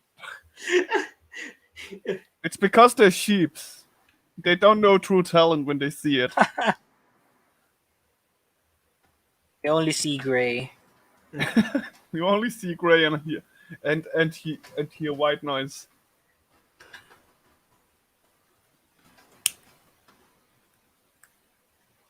So, who was your favorite animated cartoon when you grew up, Roy? Be careful what you say, because Rick. If you don't say Freakazoid, Rick's gonna like freak out. No, he's too young to remember Freakazoid, probably. Do you know who Freakazoid is? No. So there is somebody else who doesn't know who Freakazoid is. Yay. I guess it's a Filipino thing then. Probably. Did Marius know who Freakazoid was? I dare to ask because I don't want to lose a good friend in Myers right now. I already lost 2 today, after all. Oh no, Roy. Oh no. Yeah, I used to watch Voltus 5 when I was a kid. Oh yeah, Uh, I remember that. um, what else? Dragon Ball. Which is still Oh, going on. Isn't Dragon Ball still like a thing? Yeah, It's amazing Goku's how so strong he fought off gods basically. I know. You know what? I'm gonna say it. I was never a big fan of Dragon Ball Z. So Mhm. that's I'm just me. more, I'm more of a Naruto kind of guy. Hmm. Oh, yeah. My wife likes Naruto. Oh, I like your wife then. Oh Lock your no, doors. Rick. Lock your doors. Lock your doors, Roy. They can't lock their doors. The door There's, stopper has been stolen. he's not from China. Not Chinese, Rick. Yeah. Oh no. Oh, did you just make a generalization there? Did you just say that? Oh no. I would never. I would never. You would never. I Basically actually just go on. yeah, you basically just called every Asian Chinese, Rick. Well, that wouldn't be the first time. Oh, He's just owning. He's owning it. That's what he's doing right now. I have to own it. I mean, I just got called out, and it's on Just tape now. just doubling down. Just doubling down. I mean, I also started. I also, now that we're speaking of animated stuff, I was never into manga until recently. Naruto first, and then Mhm. now I started watching. Attack What's the on Titan. show's name? No, with the one with All Might. Oh, here, My Hero Yeah, Academy. My Hero Academia. That's Yeah. real. Wow. Uh-huh. I've. It's hard to find something with that much emotion in one show. I'm like, what the fuck's going on? I'm full of emotions, and it's just a cartoon. Did you shed a tear? Did it make you? Did it make you? Yeah, yeah. I've already shed a few tears because it's just so Uh-huh. intense with how they build up the emotions yes, in the good way. You never see that in American cartoons. It's just intense. exactly. I agree. I have Even the in same- comics. Yeah. Well, I do like Attack on Titan. I think there's a lot of emotion in an Attack on Titan. So I'm really liking what they're doing with that for this last season. But My Hero Academia, very good anime. Love it. Nice choice. Mhm. Thank Yeah. you, Roy. Um. I saw a survey just last week, and it said that Dragon Slayer just slayed DC Comics sales last year. Wow. Yeah, basically the whole DC and the entire DC titles, comic Demon Slayer just What? won Really? over them. Really? Yes, That's Wow. yes, pretty that, amazing. that's print sales. I I don't haven't. know if that's only Japan or international sales, but Mhm. that says a lot. I have not Yeah. actually watched Demon Slayer, but I've heard nothing but good things about that too. Mhm. That series. Yeah, the graphic You said novel Dragon version. Slayer? I thought you said Dragon Slayer, not Demon Slayer. Oh, Uh, Demon Slayer. He meant Oh, yes, Demon Slayer, yeah. yeah. See, That's why I thought- I heard him correctly. I heard him correctly. Oh! Take a cookie. Take a cookie. Why don't you? Well, a good host would understand what his guest. Well, is saying. that's why I'm also only the co-host. I'm not supposed to understand. Oh, okay. How much time do we got, Rick? Do we have Just 9 minutes. 9 minutes? Okay. It's Yeah, just that- weird. It's just weird. I'm like 34 years old now, and I've just gotten into manga, anime. Hey, it's never too late to get into those Well, type of things. At least I got hope. You said that Not before. you're not into it, but you have a pretty good knowledge of. I mean, you know who Kenshin is, and you knew about all those other titles. So, is it? Oh, Yeah. you said that your wife likes Dragon Ball Z Naruto. or Naruto. Naruto. Oh, okay, yeah. So maybe she tells you about it. Is that how you? Even though you don't. Well, don't tell this to her, but I was forced to watch it. Yeah, I was about to say, is that one of those times where the wife wants to cuddle and she wants to watch the movie thing as well, and you just Try not to fall asleep. Oh, that's funny. Sarah is like already done, and there's still just under 10 minutes. Sarah, you too. Gosh, So our artist, our you're not using your time correctly. Look at Yarrell. He uses every second he can to get. and seconds afterwards when we're supposed to Yeah. put pencils down. So. Yeah, I think the Asian, well, the Japanese style of storytelling is getting mainstream uh, acknowledgement, Yeah, more and especially more. now. Yeah, Yep, sure. and they're chewing off DC and Marvel's market share. Well, I have to tell you, that's the reason why I think independent comics and creators, why it's really making an impact now, is because you're telling stories that that the mainstream comics aren't telling, and that's the reason why it's getting so much more traction, and I think it's showing in sales now too. It's like when you see what stories are being put out there, they're like recycled. How many times can you do Civil War for Marvel?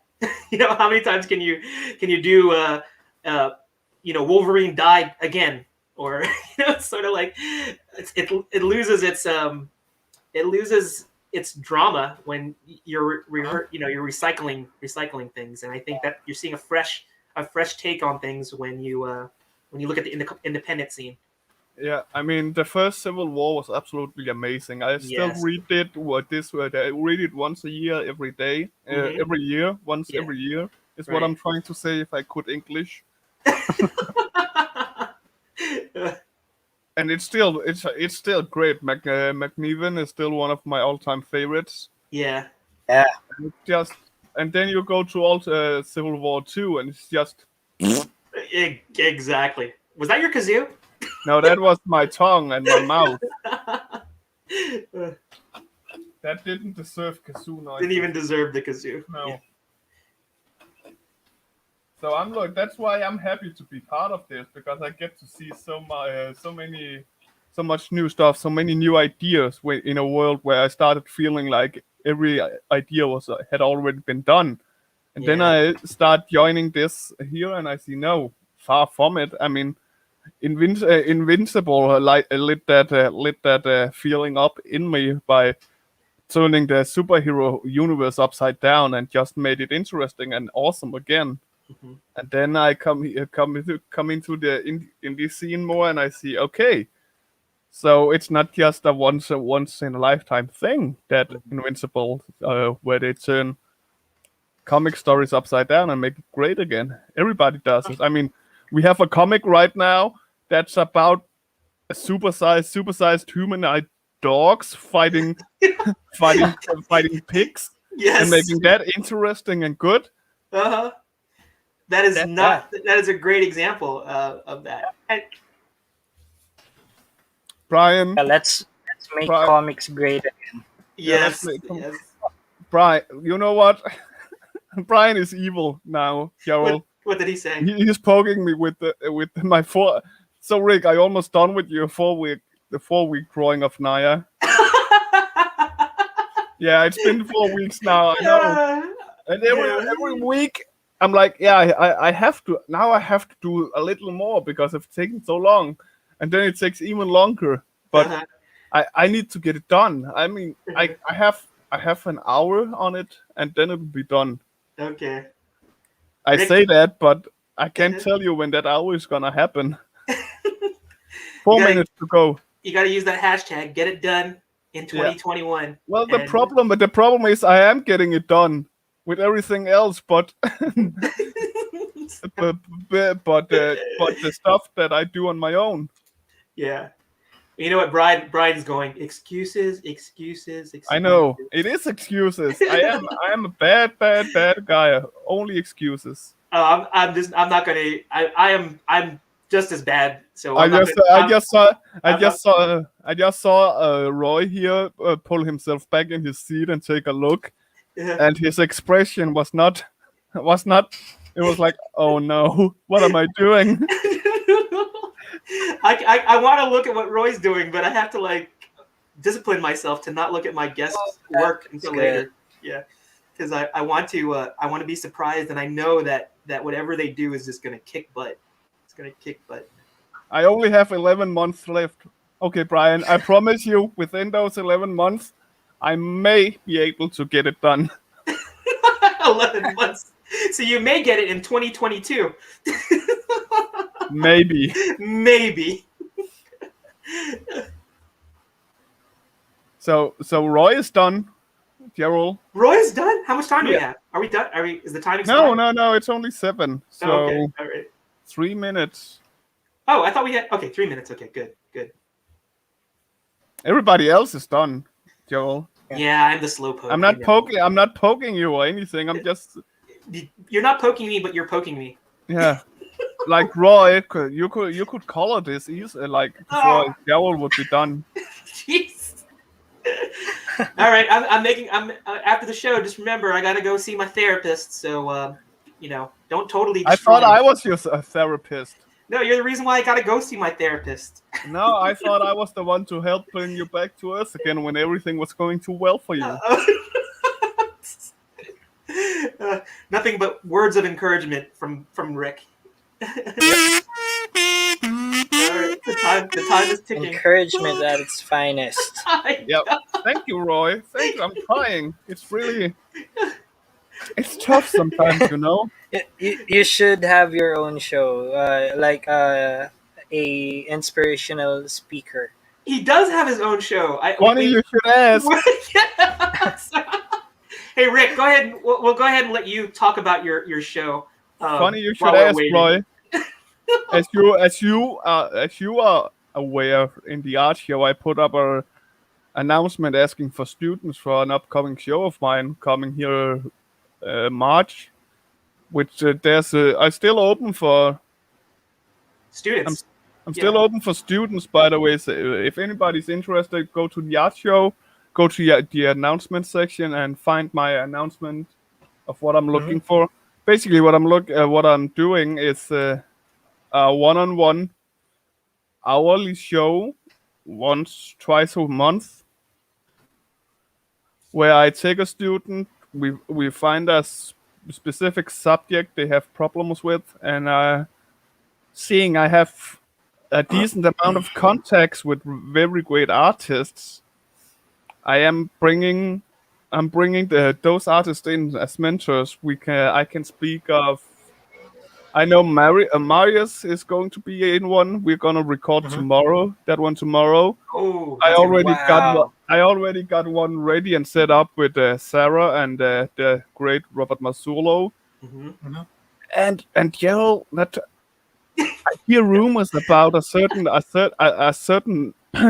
guy starting with F, maybe joining later. Like it's not his name is not Fish. It's like Finnish. It's Finch. What? Maybe. Yeah, I heard. That's landing like the it's a whale of a if you can land that would be really cool. Yeah. Well, we are in talks. And I'm pretty sure I can land it. It sounds like it. Joe. Thanks to Joe helping out on that one. That is going to be awesome. Wow. So we don't know. We know, but we don't know who that person is. So stay tuned. I think Rick will be. That will be something when his show is going to debut. Rick, when did you say it's going to debut? Is it going to be in? It's start of March. There will be. Keep your eyes open. There will be a teaser announcement video coming soon. That'll be cool. Cool. Pencils down. You just got yourself another minute because you had me to talk about this. That was my technique. Oh my gosh! Look at that illustration. No. That looks so awesome. Thank you, Roy, for putting me over like that. Oh, Roy killed it. That looks great. Yeah, you did a full pose too. You just need to draw like another decapitated earthworm.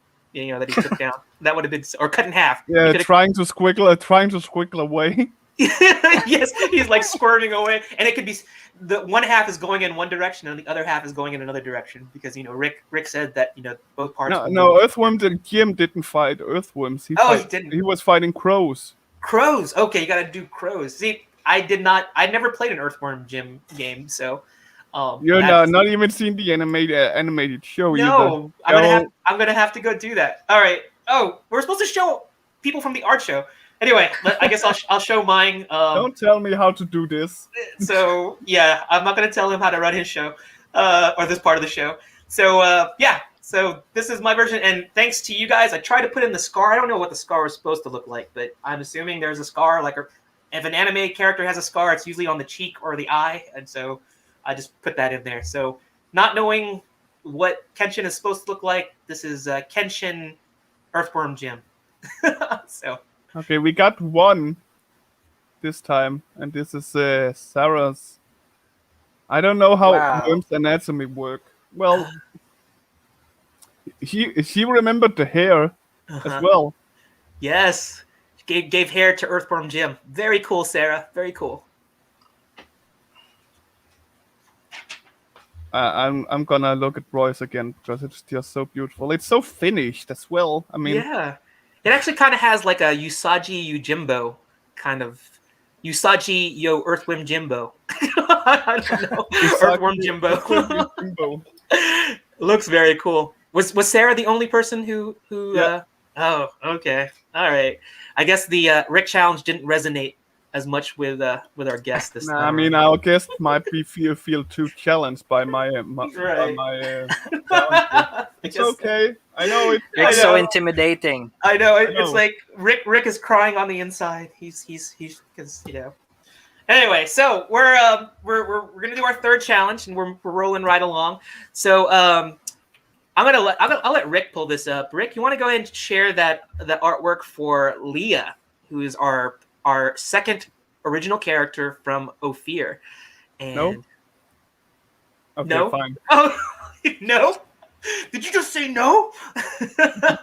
All right. I saw this and I can't tell you. Oh, so Arelis said it was really good challenges. Rick, I know that you just had to put up that comment because that's just What a do you good. mean? that's That a- wasn't me. that Wasn't me. Arelis, the check is in the mail. Rick is sending it to you to help stroke his ego. So make sure you check your mailbox. But anyway, here we go. We are looking at this. This is Leah, and when I saw this, just like with every piece of artwork that I see from Roy, I again totally floored.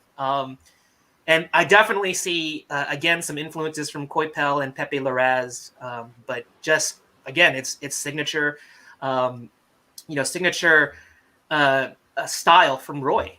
Just really, loving what he's doing and stuff like that. Is there a little bit of a yellow cast on here? I Oh, don't know. sorry. That's Oh. that's my light reflection. Oh, your light filter that you have there. That's Yeah. okay. So here we go. So black and white artwork. But I'm just going to hint that there's something that I'm going to show you at the end of the live drawing, which will be another step of showing more of Roy's artwork. But here we have Leah. Let's start our challenge, and I'm going to let Roy tell us a little bit about Leah while he's drawing, because I need to take away from his Yes. art skill because he's been showing me up completely. I'm going to try and get him to talk and draw at the same time. But yeah, it's beautiful work. This piece looks phenomenal. Leah looks awesome. Just really, really nice illustration. So let's start the clock. And Rick, you can ask him about Leah. Well, I can't because everything is apparently spoilers with Roy. Oh, So, Leah, how many? So, Roy, how many heads is Leah gonna chop? All of them. Probably. She's going to chop them by turning heads. uh-huh. Yeah, Steal all their she's cutlery. yeah. She had- Well, So, what's about her? What's she? There's something with her eye. well, you see, in the Philippines, in the 14th century Philippines, we have these mystics. They were called babaylans. They were the ones that talked to gods and practically help heal the sick and the wounded. So that's her role. She's the one talking to the gods, seeking guidance, and healing the wounded men. At first, I thought you said killing the wounded men, but you're talking about healing the wounded men. Oh wow! So Yeah, now you're making fun of everybody's accent. No, I said I at first heard that, but I Yeah. understood what he was talking about. Because Oh wow! and now Wow. Roy, you were talking about also she's a bit of like the equivalent of like an oracle, right? She's like a yeah, yes, priestess oracle, exactly. right? What is what's go? Can you say this without spoiling? What is her significance in the comic? Well, since they were going to war, you need someone to heal you, right? Well, Yeah. if you get hurt, yeah. And basically, as an oracle, uh, well, babaylands are not only healing the wounded, but they basically uh, point to the gods' instructions, where to go, who to kill, and yeah, she's going to be vital, an important character in the story. How she interacts with the people around her and our main characters in Duck. I can. I'm looking forward to it because, in my view, she has an evil look to her. So, my Mhm. question is like, is she good or evil? And I guess the best way to find out is fly to the Philippines and get the comic. It's funny. It's funny that you say that she has like an evil look. I look at this illustration that he provided, and it almost has like a little bit of a like sad. She has like a sadness to her as well. At least in Oh this yeah, particular. sure. I didn't really get the evil or the sinister vibe that you're talking about, but I don't know. No, no, no. It's more like she has a dark side to her, A Yeah. dark like side. the Yeah. dark Or eye. it's just Rick's personality. he chooses to see the dark side. Yeah. I mean, look at her. She has a dark eye. People with dark eyes Yes. are evil people. Hey, here's a clue. Filipinos all have dark eyes. So, So what you're saying is all Filipinos are evil. no, I'm just saying that if you're going by your observation, then I guess we all have dark sides here. You know, we all have dark brown eyes. So. So okay, so that being said, what can you tell us about? Because I know a little bit. I know more, but it's like going into like spoiler territory. Mhm. Oh, Let's brag, brag, yeah, brag. yeah. So what can you tell? I mean, you aside from her being like an oracle and a priestess. Oh, in that illustration, she's holding this giant spherical object. What is that exactly? That's a pearl, black pearl. Black She pearl. uses it to um, talk to the gods. So that's Uh, like a kind of like a crystal ball kind of thing, right? yes. So that's how she talks with Thor and Odin and Loki. Mm-hmm. You know, the real gods.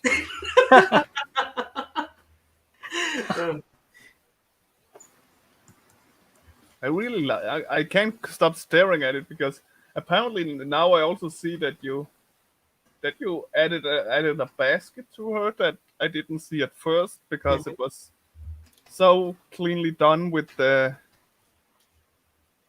as a silhouette thing. Your contrast work is just fantastic, Thank you.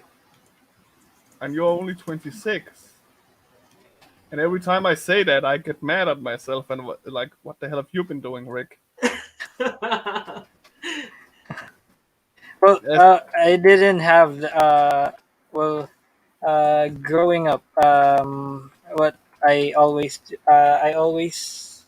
just go home and draw after school.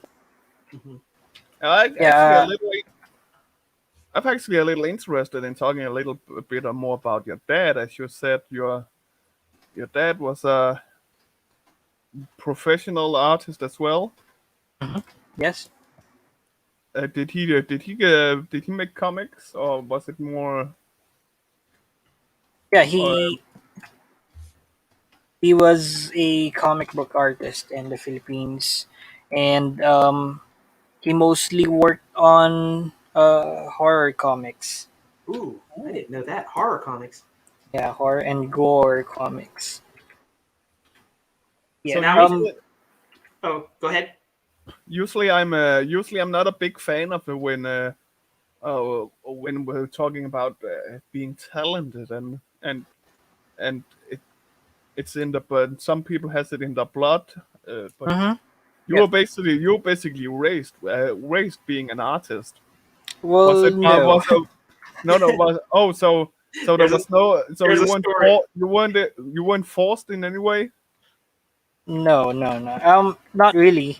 But my mom wasn't really a fan of artists because being an artist in the Philippines is really challenging, and it's not really a financially rewarding. So you kind of have that sentiment in my mom seeing me draw and like art, and she's really scared if I become an artist. But well, my first job was actually as an artist, and it progressed. I kind of I'm grateful that I can use my art skills applying for a job.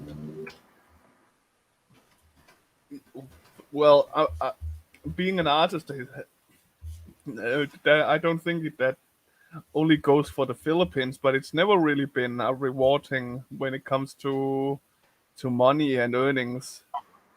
Yeah. You really have to have the passion for it. Yep. But I guess it is easier somewhere rather than others for sure. Yes. Well, Yeah.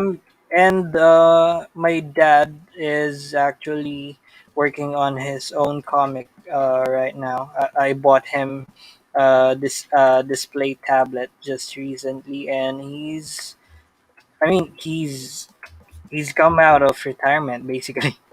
Oh, you that's got it. awesome. You got it back into the game. Got him back into the Yeah. game. I can pull up his page if you want. Yeah, we'll check that out a little later on, and because you can see that among the titans that are influences of Roy being Koi Pell and Pepe Larraz, his dad is a big influence on him as well, and it'd be really great to Mhm. see that artwork. And Well, he how? didn't. Yeah, go Go ahead. on. Okay, I'll go ahead then. You go How? ahead. So he was always a traditional artist, and then in his really late years, he went digital. Was that easy for him? Do you know how he feels about how Well, going digital? He must like it, seeing he went out of retirement for it. So and well, the first few months, he really struggled, especially with the hotkeys. yeah, Yeah. like But everybody. uh, well, if you can see his work right now, uh well, I'm scared, basically, seeing his work. Oh, it Why? scares you. What do you mean Yeah, scared? I don't understand. Scared? scared because he might take my job, basically. He might. You're slowly regretting getting him that tablet. Yeah, he's Yes, like one exactly. day his dad's gonna wake up and go, "Son, Yeah. I can't find my tablet. Where is it? I don't know, Dad. Where could it be?" It's like, where did you last put it? It's like, Maybe the Chinese took it. exactly. Did they leave the cutlery? Yeah, is the cutlery still safe? Is it in the house? Man, your approach to art. I mean, you just made a really loose sketch, and then you do this. It's just fantastic. Are you? Why are you not on YouTube doing speed paints? Um, I have a few videos, but editing and uploading costs a lot of time, and Yeah. Even with yeah, the new Clip Studio record, where you can just press a button and it oh, I records. haven't tried that one yet, but I'll look into it. Yeah, I could imagine you could quickly get a following there because that has Yeah. gotten really popular lately with the art on both Twitch and YouTube now, Mhm. which is one of the reason I'm guessing that Yo wanted to go on YouTube as well because it's become a thing now if you want to get noticed. Yeah, you can promote yourself there. Man, I have a hard time talking. I just want to watch. I just want to look and study and take in what I can. I love this brush you're using as well. Is that just a Clip Studio brush or is that one you've found? Yeah, this is a Clip Studio brush, a modified Clip Studio brush. I gave a copy to Jarell yesterday, and I'm hoping he would use this one. I really love this brush. It's a Well, really good brush because there's a lot of texture in it and a lot of Yeah, it you has kind this of traditional feel. exactly really a great traditional feel. Yep. I think the imperfections in the brush makes it really beautiful. mhm. Yeah, that's what I go for when I look for brushes in my paintings as well. Well, I want the traditional look with imperfections, Yes. because a painting and drawings shouldn't be perfect, Yep. and digital sometimes have a tendency to become too perfect looking. Yeah, I think now the technology has improved so much that some of the effects that you can do now with digital brushes, they just look You they look can like do traditional. you can do actually watercolor, so it looks like traditional watercolor on digital Yep. now. That's just insane. That's just how. I know. I think it's just the technology has gotten so smart that watercolor is a perfect example of how it would be. You think it would be a very difficult thing for to be digitally replicated because watercolor has like a organic, like almost like even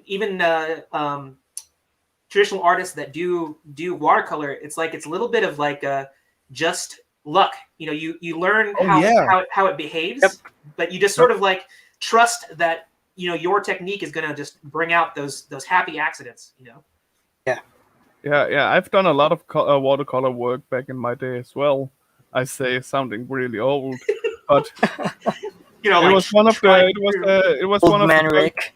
it was one of the first it was one of the first thing I started working with, and it's a really chaotic tool that you can't 100% control it, so you just got to learn to Roll with let it. it flow and work with what you get. Yeah, I tried watercolor very early on, but since it's like what you said, very chaotic, and 10 minutes, guys. uh, I dropped it. So, Hmm. um, Yeah, well, you can see my pencils.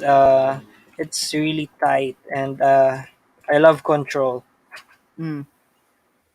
So I don't prefer to use watercolor, but um, it seems to be a good way to color my work since my work has a lot of dark parts.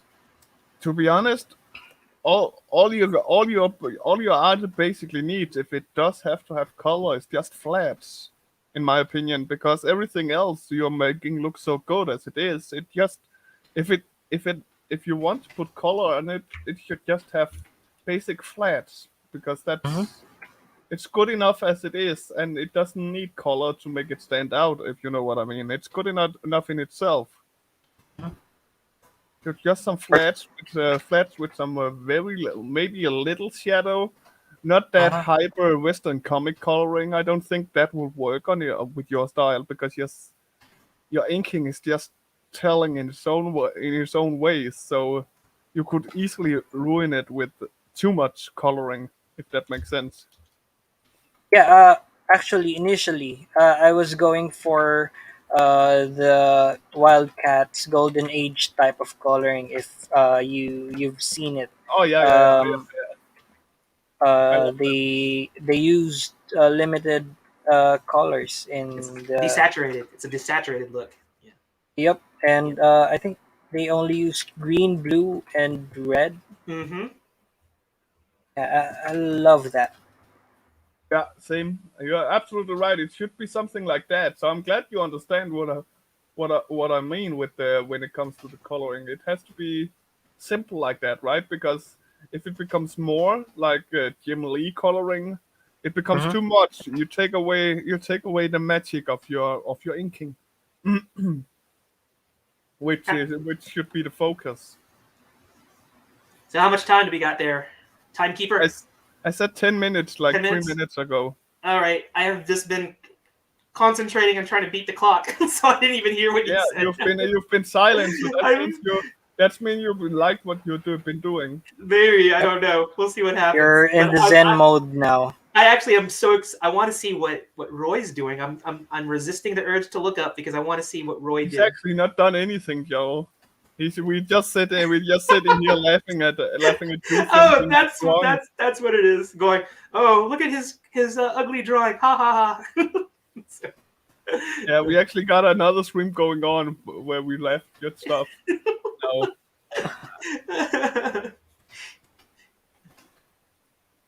No, I'm just looking at the Wildcats colors now, and yeah, absolutely, I love it. Yeah, Looks that pretty. issue, Travis Charest is just phenomenal. He's another artist who kind of like was J. Scott Campbell, kind of like was emulating Jim Lee Hmm. for a good while, and then just like J. Scott Campbell, he came up with his own look. And I think the guy, correct me if I'm wrong there, Roy, but doesn't he do everything with like a mechanical pencil? It's like he doesn't even have to ink because his mechanical pencil stuff is so crisp that it's just like ink. It's so clear and clean. Is that did I believe? Is that what Yeah, he I does? think yes, and blue color pencil. I think. Yeah, he's just phenomenal talent. I wish he did more stuff. It's like you very Hmm. rarely see any work from him, and it's been years since I've seen any new stuff from him. But it's always a delight when I see something. Oh, I think he'll be in the what do you call this? Millerverse. Millerverse. Oh Yes. yeah, Image Comics is launching Millerverse. Oh, that'll be cool. Like, the Millerverse, Daryl, is the stories made by Mark Miller. Like he did Kick Ass and all that, right? oh shoot, when is that supposed And to? When is that supposed to come out? Is- I Or have no idea yet. I haven't looked like recently, but I do know that they got plans for Yeah, Millerverse. they're just teasing. mm, I'm a huge fan of the Millerverse altogether. Like I just read a comic called Reborn, which is with Mhm.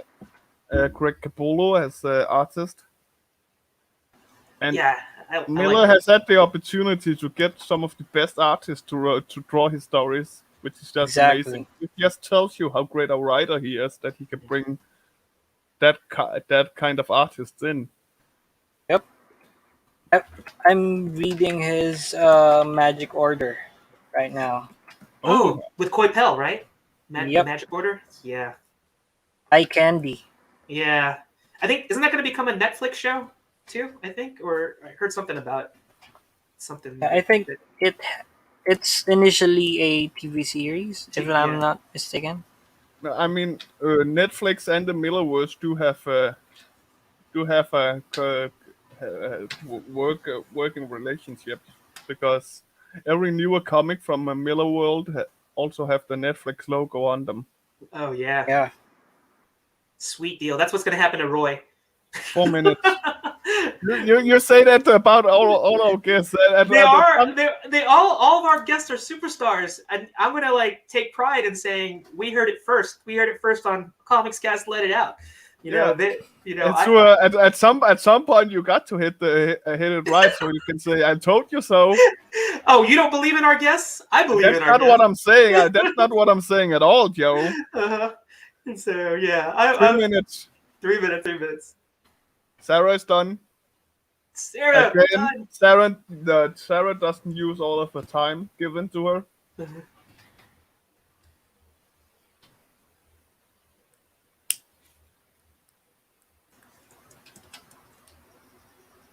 And now he's getting out the ink washing as well, the gray toning. Jeez, so quick. Just to flex on you, Rick, Joe. Oh, I'm Rick now. No, no one can be Rick. Shots fired! Shots fired! It's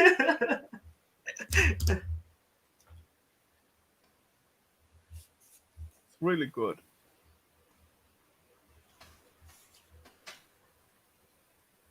Yeah, Aureli Stilgato is saying that's amazing as well.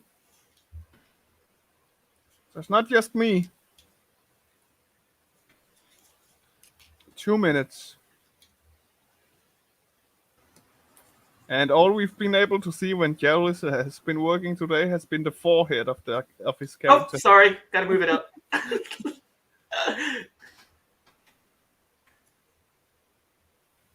Is that better? Is that in view now? Yeah. Okay. But I switched it over as soon as I no. Okay. Well, the camera should always just be on Roy anyway. You say that, but I like to switch it up because there's a reason you're drawing along after all. Aralis finds her face beautiful. I'm guessing. Do you mean is it Roy's version of the face or Joel's version of the face? She was referring to your face, Rick. She's saying that you have a beautiful face. No, I'm not a her. Okay. I was just trying to weave in some compliments there for you. But I'm not allowed to show you because this is a children's show.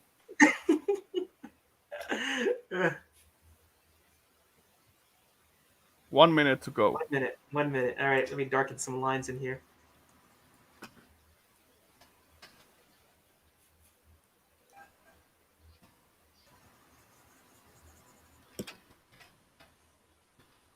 Now you're just flexing, Roy. Now you're just flexing with the last bits there. Is he like putting in color right now? Is he like doing? He's putting in his scratches. His texture. He's adding texture in there. Just to show that he has all the time in the world and you don't. So. That's okay. That is okay. I can't. I'm so excited to see what he did. I'm so excited. Yeah, he made a relevant the face on your version, and he's right. You do make good looking faces, Gerald. That's it's me. Oh, okay, all right. Thank you. You do make good looking faces. Yep. Except Great for your eyes.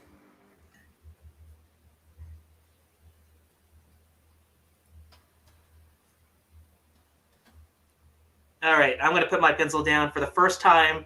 I'm just gonna call it quits because if I keep on doing stuff to it, yeah, pencil are down. Pencils are down. All right, let's see what Roy did. Whoa! OMG! Look at that. Ah! Roy, you do not disappoint. Just, gosh. So right now the black pearl is kind of like a white pearl right now, but it's glowing. It's glowing. It's glowing. Yeah, I just saw that comment pop up. What you did in this amount of time, like 10, 20 minutes, amazing. Amazing. Yeah, I had to agree with what Rick said. You should do more of these streams where you just do speed drawings. I think that it would be a hit. I'd subscribe. I'd watch it every day. Just like see all this stuff. Phenomenal work. Can you zoom in? I want to see some of these textures that you put in there.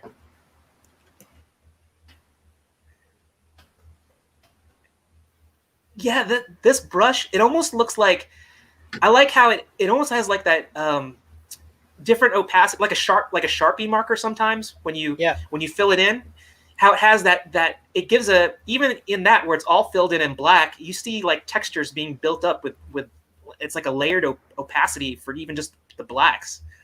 And her necklace and her robes, just that is great. And look at the folds. Roi has such a good grasp of just drapery in terms of like how he can make fabrics drape and simple strokes. Like I tend to keep on touching the paper with pencil and trying to like create these effects, and this is like less is more. You know what to do with that slight gesture stroke, and it makes it look so real. Good stuff. All right, I guess it's me.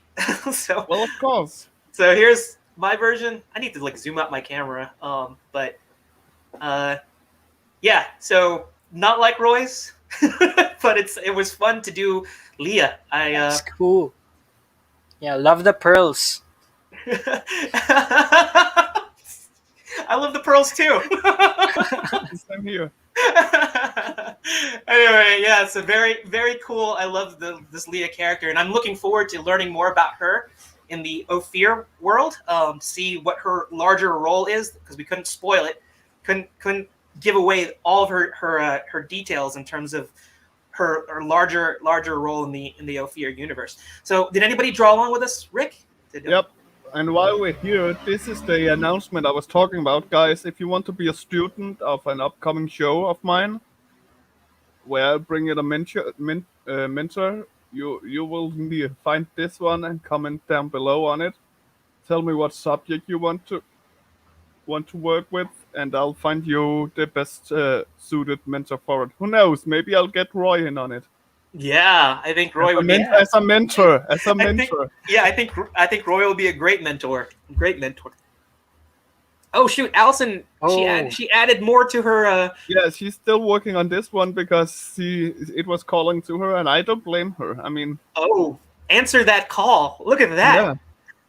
That's so much. There's so much drama in there. It's like ready for the Datu is ready to put the death stroke on somebody right there. Ready to chop off some heads. Exactly. Or to get some cutlery. Somebody's gonna lose his head. Someone's gonna lose their fork. Yeah. Here. All right. So who else we got here? Oh, Sarah. Wow. Wow. Sarah. This is really Sarah. I will say from what you've done, I do believe this is one of the best ones in my opinion. Yes. I know, not saying what you've done is bad at all, because you're doing really good work, but this might just be my favorite of yours. Yes. I will agree. Really good. And you're really bringing that whole Disney anime style that I'm going to say is the Sarah signature style. We're seeing that develop here. So very, very cool. And Brian Menard. Brian killing it too. Wow. So Brian is a writer and he's learning to be an artist here too. Just phenomenal work. Absolutely Great good work, all of you. I need to watch this one again quick. It's really good. I mean, not saying the others weren't great, but I'm just Sarah is a bit close to me because she's been on as a student after all and all that. So, but Allison's as well. I really want you to continue this. Yeah. I think every time Brian comes up with something with a new thing, I see progression in his art as well. It's really good. Really good work from all these guys. Agreed. We have the best audience for Comics Cast. I love all this artwork that we're seeing here. So this concludes our live drawing segment, and I want to do a circle around to talking a little bit about what Roy's future in terms of what he's planning to do. Now, we did talk about how Comixology is going to at the end of this month or within a month, you're going to be our international viewers who are not in the Philippines. They're going to be lucky enough to be able to get the issue number 2 of OPHIR as well as the previous issue 1. Issue 3 is in the works. What I would like to do is we were just so in awe of just your, the work that you had done that was black and white.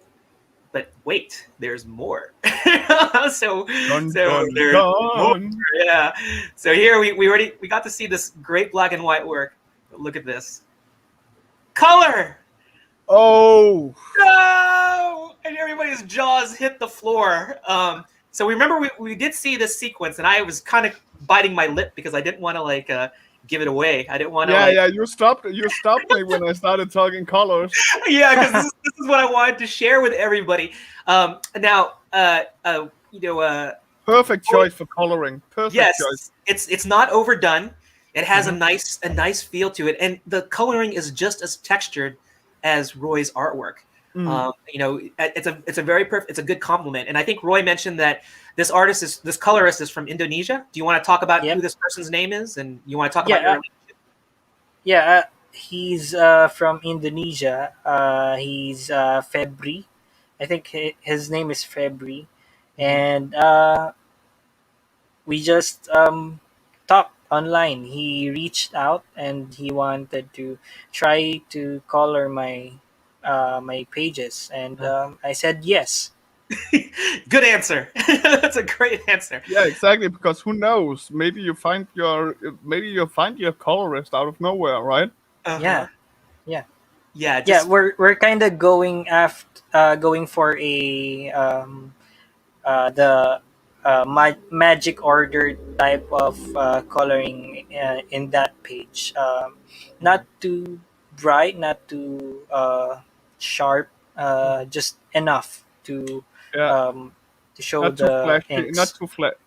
not too flashy either. yeah, Yep. it's enough, just enough. And that's just like finding that perfect inker. Well, you're the inker of your work, so it's perfect already. Mhm. But finding that great, symbiosis, that synergy that you can have between, if another artist is going to touch your work, then having that relationship where they can find something that, I think, Rick, this is something that I picked it from you. It's like, you mentioned something about having a inker do your work, or colorist in this matter. It's sort of like you want them to accentuate the other person's art, not Yeah, not take away from it. They want to enhance it. And that's something that I remember Rick mentioning to me in the past, and that was perfect. That was a good way of saying it, and I see that here with this colorist. So let's keep on going. I want to show. Look at this scene. Another establishing shot. It reminds me of, is it Tagaytay or Palawan? I don't remember the names of like the really scenic spots in the Philippines, but that rock structure that you have there, it's a moonlit night. Yep. This your colorist just brings out, it accentuates your artwork. Just beautiful stuff here. And let's keep on going here. If you remember that scene, that black and white shot that I shared earlier, obviously this is a little bit more brutal. We see the red blood, but it's still, it creates that feeling, very evokes strong emotions, and it just adds a visual impact. Keep on going here. And this was that first shot that I showed when we were talking about OPHIR at the beginning when he did the elevator pitch. Just more drama. And I like that rim lighting there on that subtle glow that separates him, his arm. It's a nice visual touch. This is, I don't know, did you direct the colorist, or did you just say, hey, these are the colors of the characters, and you just gave him like complete creative reign to do stuff? At first, I sent him some references for the first splash page, but then I wanted to see how he would approach each page. So after a few pages, I let him go crazy. Yeah, this is crazy good. Just and that's awesome. that's where you get rewarded the most when you allow your colorist or Mm-hmm. inkers and everything. If you allow them to have some free will, because then they'll do a little bit more for you in the sense Yep. of, okay, he trusts me. Let's kick it up a notch. Yeah, that's that relationship that you want to have with any contributing artist that's working with you or for you, is to let that person that's working with you kind of spread their wings and put Mm-hmm. their own artistic stamp on things. And yeah, hold on to this person, and just make. I'd love to see it. And this is kind of like what I was talking about the future. I'm getting ahead of myself. Let's just finish one more color piece here, and this is to show like this is another artist, another colorist that worked on Roy's work, but this is Roi doing his own colors, and I was like, what? I like that. I like that style as well. It is Very much. As a graphic designer myself, a lot of the current design trends and things that I try and put into my own artwork is some of these really cool color palettes, which are these gradients with these really hot colors in terms of just doing gradients and colors that you probably wouldn't necessarily associate with this type of style or this type of piece, the subject matter. But when Roi put it in there, I was like, you've done it again. You've done it again. Just phenomenal stuff. And Roi is a great colorist in his own right. For sure. Yeah. But I can also understand why he didn't take it on as a. I mean, those kind of colors are great for pinups and covers and all that. But but I do understand why he didn't bring it into the sequential. Sure. Yes. This has its own place. It has its own place. In fact, this is such a graphic design one-up shot that you can see this on postcards and T-shirts and posters. And wish you were here. Yeah, like exactly. I actually printed stickers, and I gave it as a free gift to my friends who bought my comic. Oh man, lucky friends to get that. Yeah. So I really, really just like how you're experimenting, and every experiment that you do, it's like, usually when people do experiments, it's like you see their experiments in failure before you find out what works. These experiments, they're all successes. I mean, this is not what I would expect to do with the subject matter of OPHIR, but it works for this. Just brilliant stuff. It's eye-catching, and so this is what I want to tell everybody about. Is that let me stop sharing the screen here so we can get everybody's beautiful face here again. Roi is been a constant viewer of Comics Cast Let It Out, and he not only has he been doing that, he's been taking notes. He's been taking notes from our guests who have Kickstarters, and just like how he's been studying Loomis and Coipel and Pepe Larraz, he's studying what the successes of our guests. What Brian, goddammit. That's so funny. But what I was going to say is that not only can you look forward to Comixology, when we see those first 2 issues drop on Comixology where you can get, but Roi is crafting his first Kickstarter. Now, it's not going to happen probably until maybe the end of this year. Look for it to happen in 2021. He's going to get it done. Hashtag get it done in 2021. He is going to do it. And we're looking at probably like maybe fall or winter of this year. But when that Kickstarter drops, I was so happy to share this with you because like Roi is commissioned this colorist to do it because he's remastering. He's coloring and he's remastering issue number 1. He's coloring issue number 2. Issue number 3 is going to drop, and that's going to be colored too. So when he drops his Kickstarter, you're going to have an opportunity to get all 3, and it's going to be a bonus because those of them that supported Roi buying those first 2 issues that were black and white. He thanks them for it. But what he's doing, he's giving them an opportunity to get the issue again, but it's going to be remastered issue number 1 because he's grown tremendously. Look at this, just his quote unquote old sequentials, whatever, and his new sequentials. He's going to redo some of his panels for issue 1. So it's going to be a little bit different. And it's going to be colorized. So you still have a first printing of issue number 1 in it's all its glory, but you're going to have an opportunity to get through this Kickstarter, which is going to happen at the end of the year, to get all 3 issues and with this bonus gorgeous coloring work. And there's probably going to be some really nice things. I'm going to talk to Roi about, he already has some stickers. I'm going to help him with some ideas, do some more swag. Yeah, I'll definitely include some forks. Forks, yes, exactly. Branded OPHIR forks. Maybe they'll have the doorstops. With a note on these: do not show to Philippines. Or Filipinos. In fact, you got to make sure that you can on the back of it put "not made in China," stolen from China. so I think that would be so cool to see. Like, these are just really neat things that you all can look forward to. I'm so pleased that I can I'm share. looking forward to it. We're getting him back. We are. When you're getting the Kickstarter, Roy, we're bringing Yep. you back, whether you I'm like it or definitely not. coming back. Yes. You better. Yes, you better. Because I like to say the door is always open, and in your case, the door is always open because we have no doorstop. The doorstop is gone. So we want to let you know that you're welcome to come back here when that Kickstarter is ready to drop. Because I know that everybody here, go look at that scrolling ticker at the bottom. Follow him on Instagram, follow him on Facebook. Tweet him. Send him a tweet. Send him your email. Smoke signals. Yes, smoke signals. He'll see them all the way from the Philippines, and that way you can get on his email list. Because I was telling him he needs to set this up. He needs to set up some sort of automated email list so that he can start generating that database, so he can send out. If you already start now, when it finally hits your Kickstarter, it's going to hit hard, really good for you. You're going to be funded in no time at all. And I think that, with what Rick was saying, if you can start streaming some live shows, keep on building up that interest, get people, follow you and see your artwork, and just tease them. You don't have to give the whole story away, because we know that we want people to buy the book, read the story of OPHIR, and find out what Simdak, or Datu, Simdak, and Leah, what their adventures are in terms, because that's one thing that we didn't talk about, the little headline where it says the hidden treasure and the secret kings. I was trying so hard. I don't want to talk. I know a little bit about what that is, but I was like biting my lip. I can't say anything. So I want everybody. The secret treasure is a fork, unfortunately. Exactly. Oh, spoiler! You let them know. Why did you let them know?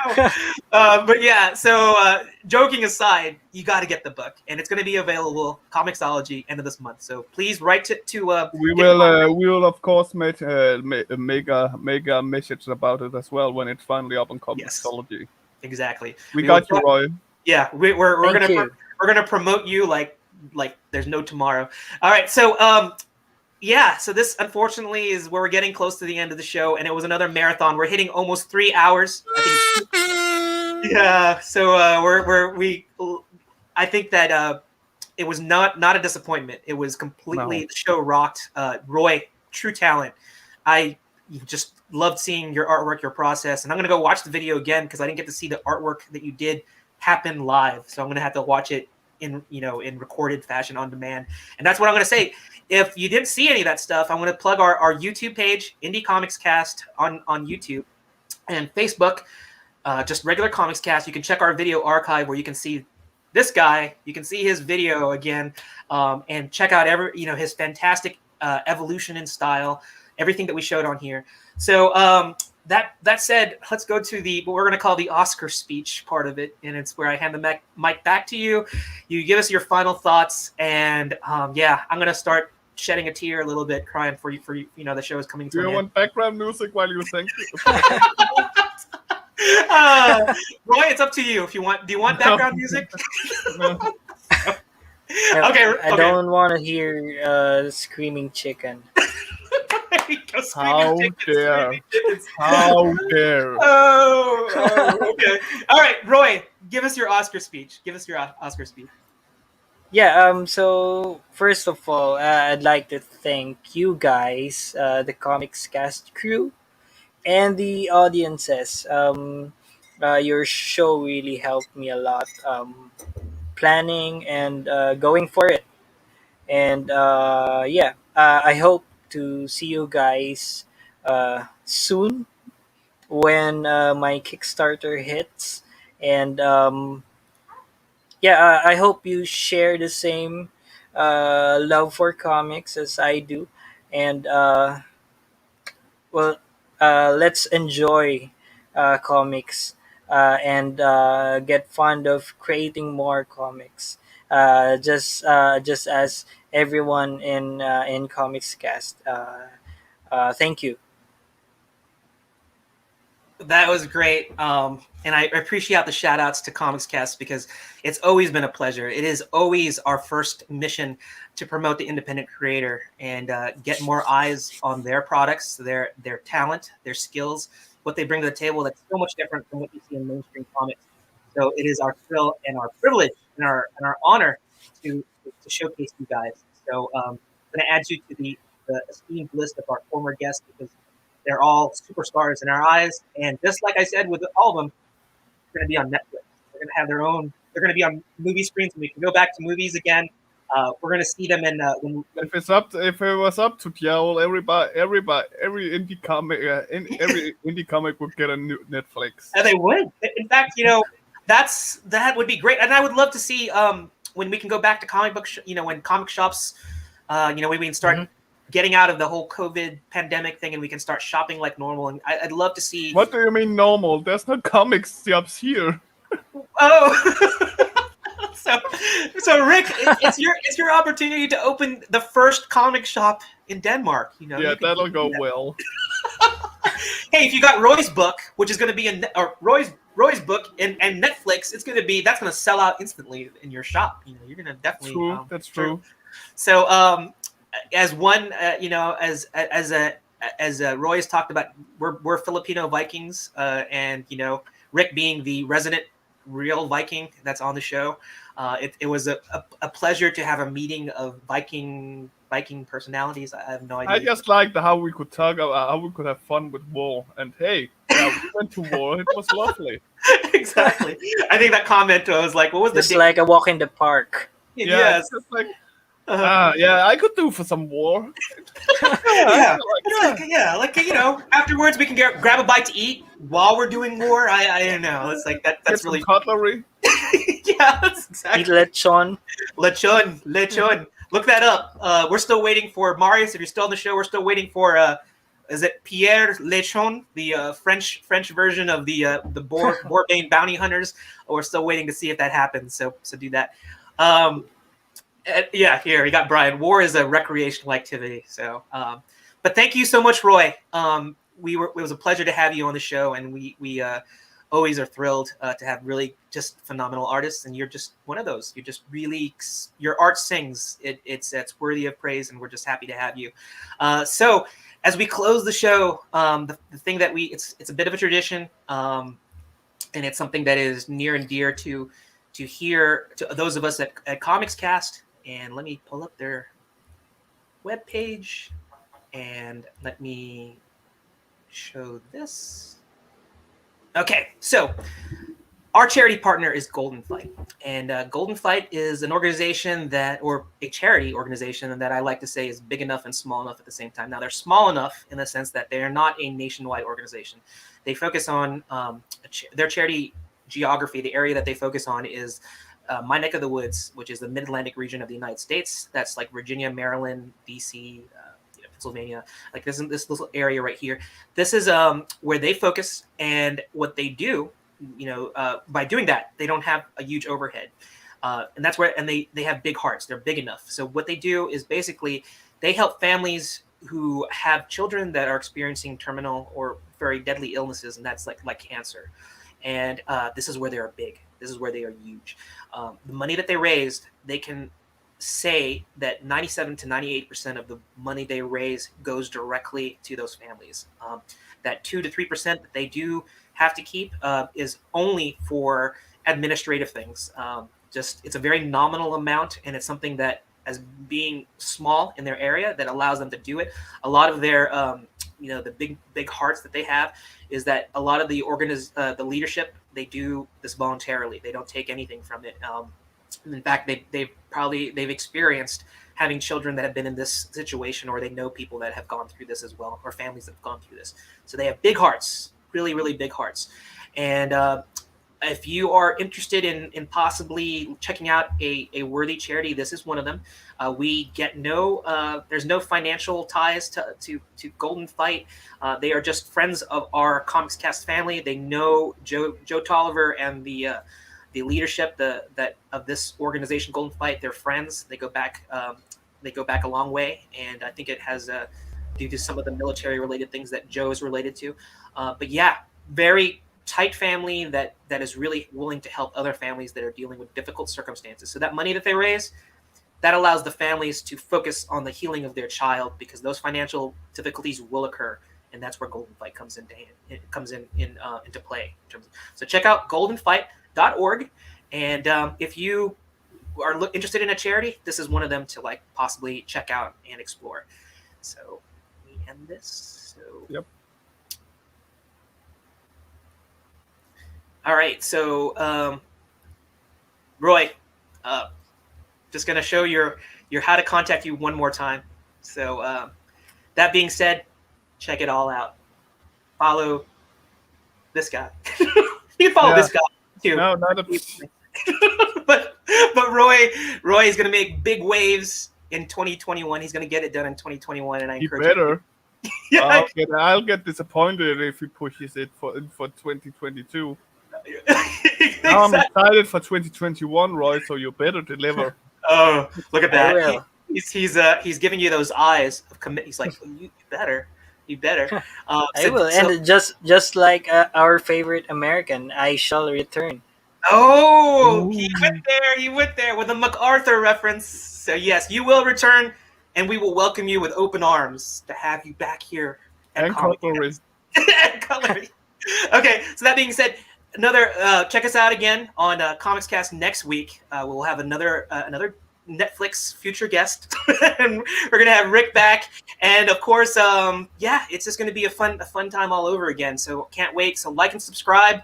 Follow us on Facebook, which is just Comics Cast, and you want to follow us on YouTube. We want to get those numbers up, Indie Comics Cast, and we will see you next week. So Rick, take us out with a bumper.